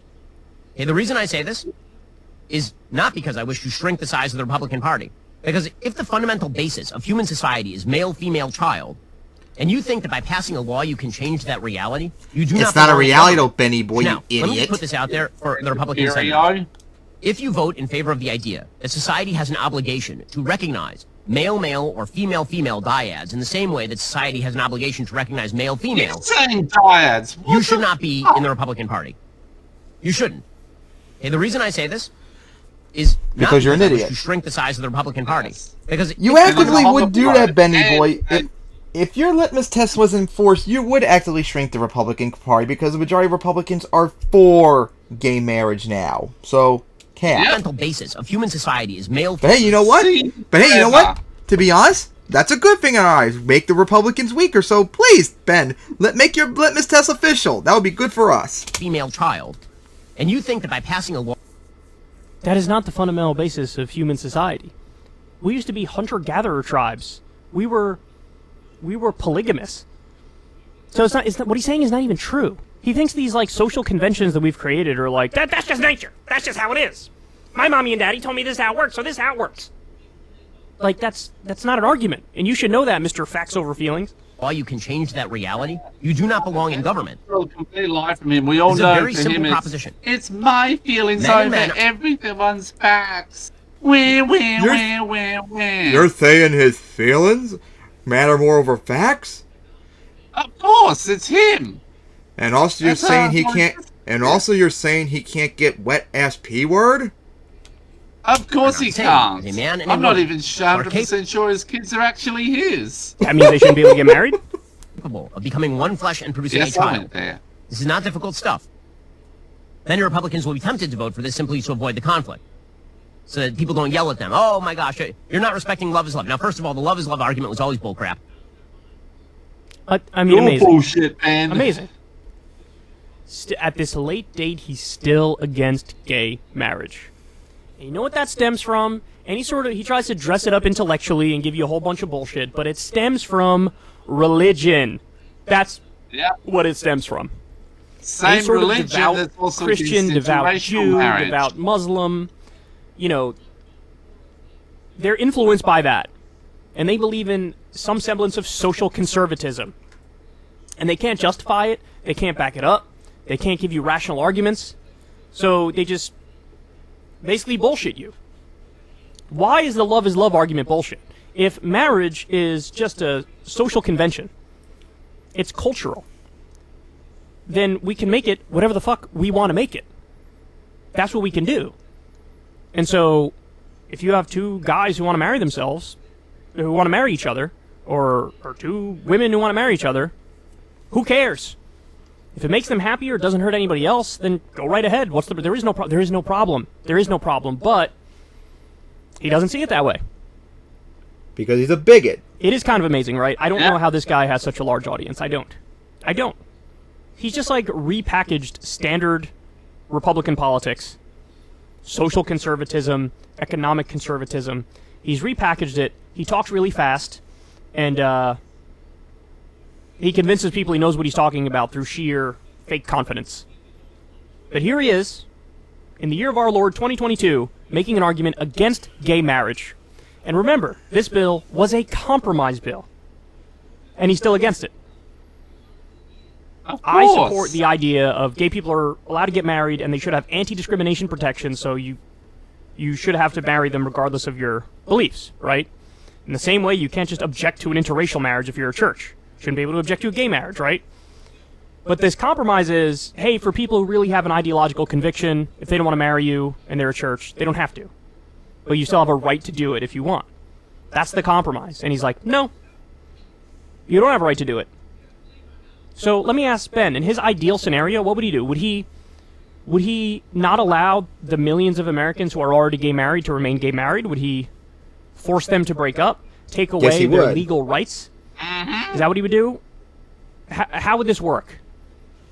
Or would you just ban it from here on out? Everybody in the past, you can remain married, you're grandfathered in, but the ones in the future, you can't do it? And what kind of a justification can you make other than like, this is the way it's always been, historically, even though it hasn't been this way historically, man? You got anything? No, you don't. And I love how he's so arrogant talking about this when he's on the side that is 30% of the country. I got one more for you. Here we go. His other little gremlin host, Matt Walsh here, who spends like 90% of his time talking about trans people. Now, he's going to take a stab at this one too. Obviously, if you do this, it is to begin with, it's not just this, but it is also to begin with, a threat to an attack on religious liberty. So for two gay people to get married, that's a threat and attack on religious liberty. You can believe whatever you want to believe religiously, but you just can't take away their rights. No. By you being free and making your own choice for yourself, that has nothing to do with me, it's somehow an attack on me. That's where it ultimately leads. Because if you're codifying on a federal level that two men have a right to get married, it's a human right, a civil right. It is that would mean by extension that, mold, that a church that refuses to marry a gay couple is depriving them of their basic human civil rights. Yeah, I think they are. Yeah, exactly. That's how it should be. But again, this is the compromise bill where churches can sort of reject them. So it seems like Walsh can't even accept the compromise. By the way, I think the law will continue to be not that. Well, remember that he probably doesn't believe in interracial marriage either. I'm pretty sure Ben Shapiro doesn't. These people are so stupid. If the Supreme Court overturns it, then that would be the law of the land, that they can reject them if they want to reject them. But I'm not 100% sure on that. Correct me if I'm wrong. Go ahead, comment in the comment section below. The way it works now, are you allowed to, if you're gay married, can you go anywhere and say, I'd like for us to get married, and they have to do it? Or what? Or is it no, places can still reject you? Because I'm under the impression that, in the same way, if you're interracially married... had interracial marriage illegal prior to the 12th of June, 1967. Yep, and also, a lot of states right now still have on the books that you can be fired for being gay, and your employer faces no repercussions. Yep. Sorry, church can't say, we don't want to marry you. It's like that with gay couples now, too, right? Am I wrong about that? I don't know. But he doesn't even know that the language of the bill is a compromise bill. Or maybe he does, and he's just such a radical loser that he can't accept it. Because it's not enough. He wants to go all the way. Just like, I'm not happy about it either, because I want to go all the way. Yeah, as I said, and remember, it doesn't just apply to same-sex marriage. Neither of them, they'd be reading the same thing with interracial. They want it to pass. Despite the amount of backlash they get. But that's what it Ben means. Shapiro, it's obvious because he's Jewish, so... And he's a Zionist, so he supports genociding the Palestinians and thinks you're anti-Semitic if you oppose that. And he also is anti-Semitic to Jews that are not a hardcore Orthodox, I can't remember. Yep, basically, and he's anti-Semitic toward, as you said, he's anti-Semitic towards Jews who don't support Israel's genociding the Palestinians. That's how it will be used, no matter what the bill He says. even called himself the Pope of the Jews. Opposite. What the fuck is wrong with you? That's the exact opposite. If the Supreme Court overturns it and this bill is law, places who have a religious conviction and objection don't have to marry them. They'll have to go somewhere else. In the 30s and 40s. By the way, I love how he thinks, like, that is obviously better. You know? Like, he's not concerned about the rights of the gay couple. He's concerned about the asshole bigot who doesn't want to marry them. I mean, it just says so much. It really does. It says so much. And I'll tell you this, that, you know, any Republican who would sign on to a bill like this, I don't care if they have this weak, you know, they've created this Trojan horse now where they're pretending that they're protecting religious liberty. Doesn't matter. Any Republican who would sign on to that should be exiled from the party. Again, making the same argument as Ben Shapiro. Let's be a 30% party forever. Okay. Careful what you wish for, bitch. It won't happen, because this is the direction the whole party is going. But that's what should happen. You know, these are Republicans who are signing on to something that only 10 years ago would have been too radically far left for even the farthest left people in the Democrat Party. Based. that part is true, and it's based. I like that.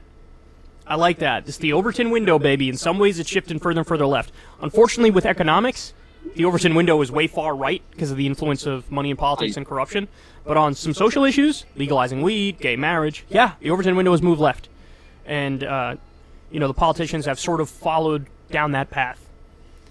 I mean, look, it's so interesting, right? Because it's a mask-off moment. It's now they're telling you what they really think on this issue, and it's a very, very unpopular position. And it's like, what's at the core of their politics? What's at the core of their politics? We know. It's on economics, it's deregulate everything in sight, cut taxes for the rich, embrace free market capitalism as much as humanly possible. And on social issues, it's extreme social conservatism. It's authoritarianism. They want to get in your life. They want to pick and choose what you can and can't do. They don't think gay people should be allowed to get married. And it's unpopular. But in a sense, it's more honest than most of the stuff we usually see from them. You know, it really is a mask-off moment. The core of their politics involves micromanaging your private life. Gay people shouldn't be allowed to get married because I think it's icky. I don't like it. My religion says it's bad, and so I want to and keep alter the if you course of like your it. life because of my fifis. Exactly. Don't like that. Don't like that at all. Yep. Kind of interesting I've how just looked the it up, second- Tim. I was right. The Respect for Marriage Act not only protects same-sex marriage, it protects interracial as well. Good. Which You means saw an opening? that... How many was it? That 37... I think it's 37. Yeah, it says, so 12 Republicans have voted with all the Democrats to move it forward. Which means 38 Republicans, at minimum, hate same-sex marriage, and at worst, also hate interracial marriage. All the old bigotry came rushing out. It's very clear. Hey, y'all, do me a favor and like... Alright, so, we gotta say about the massive salt factory that Benny Boy and Matt Walsh funded. Love it. Love it. How about get over it and accept the fact that there's nothing wrong with people wanting to get married that are homosexual? You homophobic bigots. Get with the times. There's nothing wrong with Quite a it. few of them who are homophobic faggots. Cringe. Alright, Yep. so now, on to the final video that I just saw today. Yep. And that is from Second Thought, why we should abolish intellectual property. And it is absolutely based. So, let's watch him. And hopefully he won't be like sanctimonious like he was in that capitalism and- with Russia video last time. This episode and others like it are made possible by the generous support of my patrons on Patreon. If you'd like to help support this channel and get early access to every video, plus our patrons-only Discord server, consider becoming a patron by following the link below. There's no reason for intellectual property to exist. This week, we're looking at how and why we should abolish this idea to replace it with something better. First things first, let's talk about insulin. Insulin is a life-saving drug. It can be the difference between a pretty normal, long life and the constant risk of ketoacidosis, diabetic coma, and premature death for millions of people around the world. And yet, despite only costing $10 to produce a vial's worth, about 1 in 5 Americans with diabetes can't afford treatment and Like need my to dad. ration their insulin. That's because insulin is way too expensive. In the US, it's estimated that insulin prices jump between 15 and 17% every single year. Today, a 10 ml vial costs around $300, when it used to be just $20 back in 1996. In this country, monthly insulin costs regularly exceed $1,000 for those without insurance. So, many diabetics in the US have had to resort to incredibly dangerous strategies to get to the end of the month, like not eating, not testing their blood sugar level, or simply not giving their body the amount of insulin it needs. At the core of this problem, and many, many others, is the concept of intellectual property. Currently, the different patents to produce insulin are held by 3 companies in the US: Eli Lilly, Novo Nordisk, and Sanofi. Together, they control about 90% of the insulin market. And through the yearly tradition of patenting minuscule changes to their process and formula, they've made sure that no generic version of the drug can be manufactured by anybody else. Thanks to intellectual property laws, just 3 companies have a fully legal cartel, an oligopoly. And all of this despite the formula for synthetic insulin being 100 years old at this point, and the original creators selling the first patent for only $1, refusing to rake in massive profits for their invention in the hopes it would be universally accessible someday. The story is almost identical with COVID vaccines. Just a couple companies own the patents to the most effective ones, and have been on a price gouging spree for years at this point, seeing ahead of time how this would play out. All the way back in October of 2020, India, South Africa, and over 100 other countries went to the World Trade Organization to request that intellectual property restrictions be waived on... Yeah, I think we even covered this back then too when the vaccines rolled out. This made it very expensive and very difficult for non-developed countries to get the vaccines, and they need it. They need it. COVID vaccines, Remember, testing, and treatment. Delta and Omicron both came from India and Botswana, respectively. Yeah, and that's why you need to get rid of these patents so they can make generic versions that are cheaper so they can get vaccinated. treatment so that they could actually try to limit the dangers of this deadliest strain, Lambda, was from Peru. This already deadly virus. But the patent owners are powerful, and so is the US, the country where most of these patents are registered. So they made sure they would stay quote-unquote protected, notably by hiring over 100 lobbyists to make sure their IP wouldn't be released to anyone.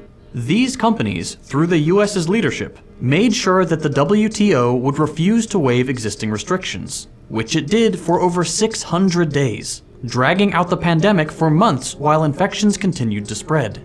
When finally these restrictions were waived, not too long ago and millions of preventable deaths later, the WTO's plan didn't even include waiving IP protections for tests or treatments, only vaccines.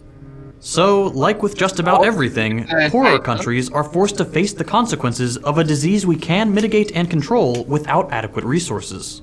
Not because we don't have the means to produce them, but because the knowledge required to do so is held for ransom. And the consequences are grim.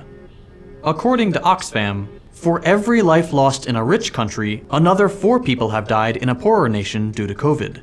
There is no doubt that universal access to COVID-related IP would have made a difference. In their attempt to justify this vaccinating people. Foolish behavior, pharma companies have argued that this is about protecting innovation.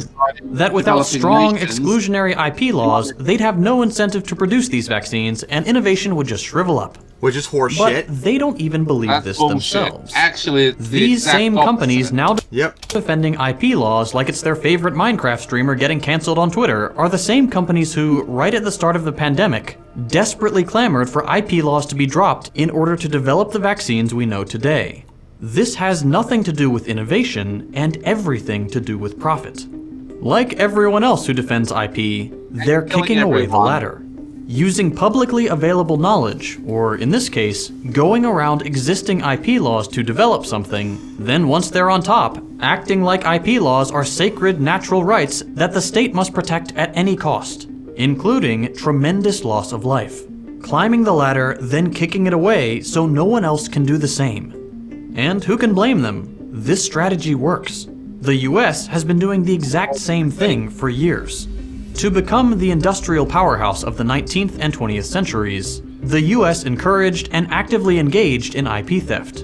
Once upon a time, Britain had kickstarted the Industrial Revolution, and in the process, set up laws to make sure its innovations wouldn't get out. It had used processes and resources it had stolen across the world, and now it was time to kick the ladder. But the US didn't like lagging behind. So some of the country's founding fathers made sure that any industrial spy willing to bring over the new technology of water-powered textile mills and those dope mechanical looms everyone was talking about would be legally protected in the US.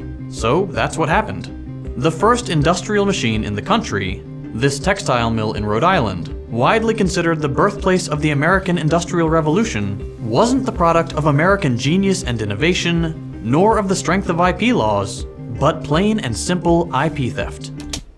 How about that, people?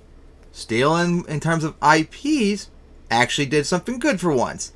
Although, to be fair, I would not be surprised because the Industrial Revolution in the UK happened around the same time the American Civil War, not the Civil War, the American Revolution happened. So I wouldn't be surprised if some of this stuff was already here, plus bordered with the UK and Canada at the time, so that could have also been the reason too, as a devil's advocate. Today, though, now that it's at the top of the ladder, it's America's turn to kick. On the international stage, the US preaches the sanctity of IP laws, and has even built an international system of enforcement to go with it. On the rhetorical front, the US will often claim that China steals hundreds of billions of dollars a year from the US through IP theft, an amount that's calculated by assuming every counterfeit good sold for cheap is equivalent to losing a sale of the expensive original version, which obviously it's not. Most people buy things when they're cheap, meaning any IP theft calculation you see is almost guaranteed to be inflated. Regardless, the US is basically complaining about China doing the same thing it did all those years ago when it was in the same position, developing in the shadow of a wealthier hegemon. Alongside this more symbolic pressure, though, the US and the rest of the imperial core have also set up TRIPS, the Agreement on Trade-Related Aspects of Intellectual Property Rights. TRIPS is an international pact signed by just about every country in the world to police the kind of IP theft that the US so handsomely profited from earlier in its development. While the World Trade Organization tries to portray TRIPS as a benevolent global enforcement system, all it actually does is grant powerful countries legal protections over their IP monopolies, while keeping poorer countries down. That's because rich countries are almost always sellers of IP, thanks to centuries of exploitation of the global south, and poor countries are almost always buyers. A system like TRIPS that enforces the same IP protections for everyone, regardless of how much intellectual property they're actually able to produce, therefore effectively locks poor countries into total dependence on Western IP. That's a big reason why you guys down in the poorer countries need to try and industrialize and produce the shit yourself so you don't have to worry about being exploited and all that. Funds that would otherwise go towards developing new technologies and expanding on the innovations that start out in the West are instead spent buying basic IP from the only legal sellers. As if all this wasn't bad enough, there's a possibility that IP laws may become even more important in coming years. Studies have shown that copyright-intensive industries, like motion pictures, publishing, and software, are seeing their profit margins grow over time, whereas more material-driven industries, like construction, transportation, and mining, are on the decline. It is increasingly safe to profit with IP, and risky to go down the traditional path. Market rules being what they are, investors will follow the money. But this doesn't just mean more movies and songs. In the book For Futures, Life After Capitalism, author Peter Fraze takes this trend to its logical conclusion and imagines what chasing IP profits might turn into. And it doesn't look good. In a hypothetical world where material scarcity has been overcome, where profits are no longer made by taking real things, transforming them, and selling them for more, capitalists will seek refuge from irrelevancy by holding on to intellectual property. IP owners would sit at the top of society, only needing to hire a small class of creators to produce the property for them, marketers to sell it, and lawyers to fight IP disputes, reducing the rest of society to simple consumers, blocked behind paywalls to access products protected by IP laws without the ability to actually enjoy the fact that abundance is possible, and that no one would technically need to lack anything. The world would have seemingly infinite resources, limited only by the parasitic need to find profit somewhere. Fraze's thought experiment is an extreme example of how far things might go, but what it ultimately highlights is something we already know exists today. Capitalism requires scarcity to function, and in the absence of material scarcity, intellectual property allows capitalists to maintain it artificially to our collective detriment. And look, I know that so far I've talked at a very macro scale, either in terms of millions of people, countries, or entire future societies. But this is probably not what you expected from this video. The first thing that comes to everyone's mind with IP is artists, authors, musicians, inventors. Basically any sort of independent creator. IP usually is not sold to us as a way to protect big pharmaceutical companies' profits or the privilege of a small class of IP owners. It's usually about sticking up for the little guy, making sure that when they create something, someone more powerful and capable can't come in and rip them off. And if IP actually did that, it really would be great. But the reality is that that's not who IP actually benefits. That doesn't mean these concerns aren't valid, and I'll address them when I sketch out the socialist alternative to IP later. But as it stands, that's just not who IP protects. On the contrary, large companies, most notably in the tech sector, have weaponized IP against independent creatives and smaller competitors. By filing thousands of patents a year, companies like Apple and Google have created portfolios that they can bring into the courtroom. Whenever Apple sniffs out that someone is innovating down a path they're interested in for themselves, they'll go fishing in their portfolio of purposefully and necessarily vague patents to find something similar that they already own. They'll then take their competition to court, drowning smaller fish in years-long expensive disputes that Apple has the budget to win and that most others don't. In a complete reversal of what we're told IP law is supposed to do, the little guy is absolutely screwed over. And this is not even addressing how companies claim their workers' IP as their own, or publishing houses and record labels, where IP is siphoned up and away from creators, landing in the hands of a class of rent-seeking capitalists who produce nothing and simply have the means to acquire the rights to the work of others. So, given all these problems, given the natural monopolies that IP creates, the price gouging, the loss of life traded for profit, the stifling of innovation, and everything else, what might a socialist alternative look like? Here are a few ideas, and if you have more, by all means, put them in the comments. Obviously, the first thing that a socialist society should do is make sure information is free. That means that it should be both free to circulate everywhere and not cost anything to the person consuming it, for lack of a better word. This doesn't mean, however, that it shouldn't be compensated. A key socialist criticism of capitalism is that it appropriates workers' labor for the propertied class. So any socialist society where money is still a necessity can't be doing something similar to its intellectual producers.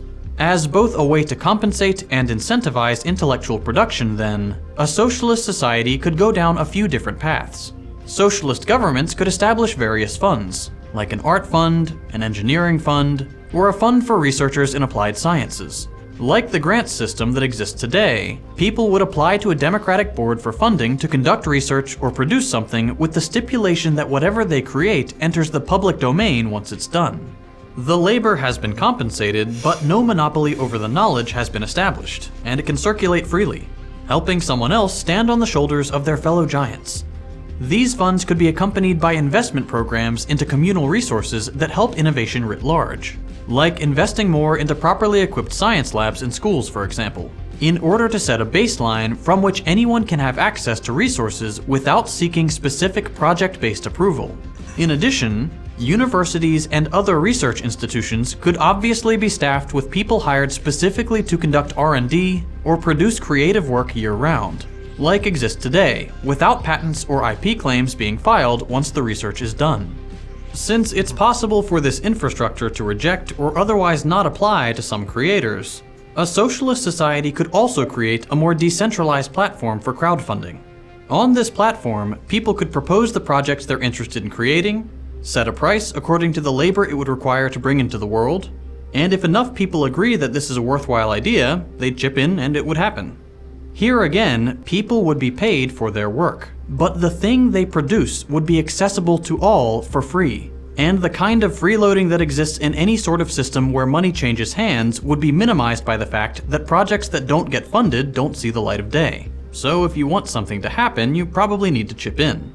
In all these ideas, labor is properly compensated without an extractive monopoly forming after the fact. You are still incentivized to innovate and can even get paid, so we're not exclusively relying on people creating for the fun of it. And you don't even need to be paid to do any of this stuff. You can just do it just for the fun of it too, which is honestly the ideal thing.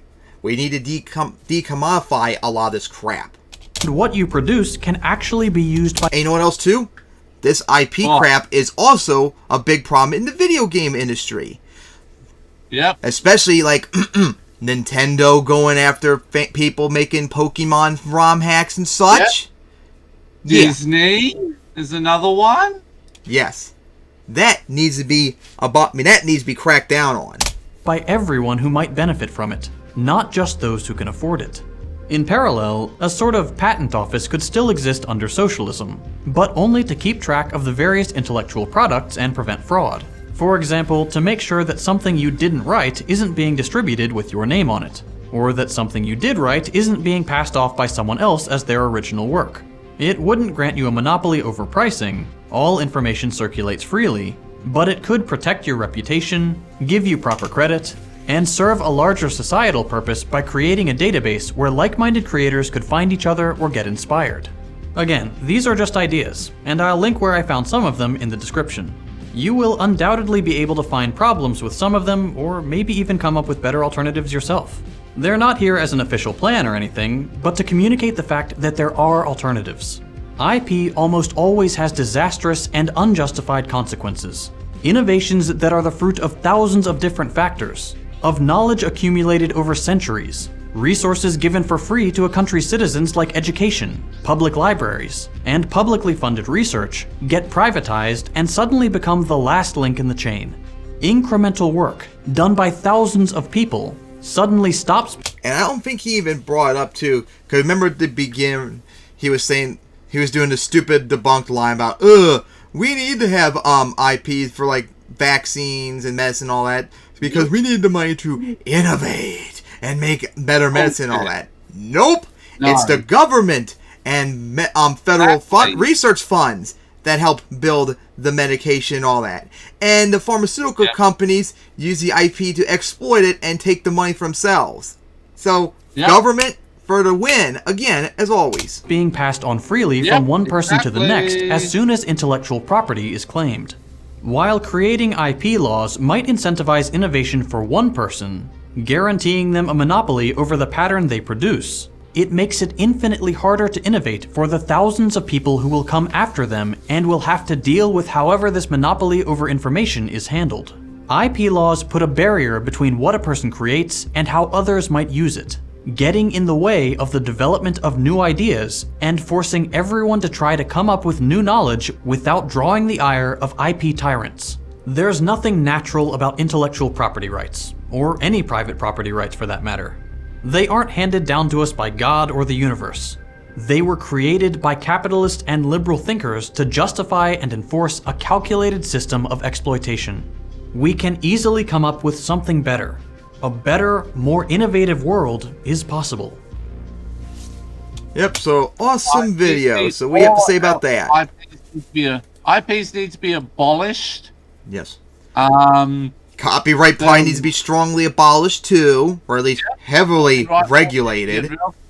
And then honestly, some of the companies that assume that are hyper big, and right here I'm going to say immediately, Disney being the big one, need to be completely broken up. Based. Awesome. The video game industry also needs to be cracked down upon with this crap too. Like, stop going after people making fan-made games and mods of your stuff. Deal with it. And if you don't like it, then maybe make better games so people wouldn't have to do that. Nintendo with Pokemon. So yeah, absolutely awesome video that was. I know that Ninja Kiwi's trying to get mod support for Bloons Tower Defense 6. I just wish they were a little... I can understand to a degree, but I wish they were a little bit quicker because I want to be able to sandbox bosses. Alright, so we finally got through all the topics. So, hope you all enjoyed that one, and see you guys in December for episode 64.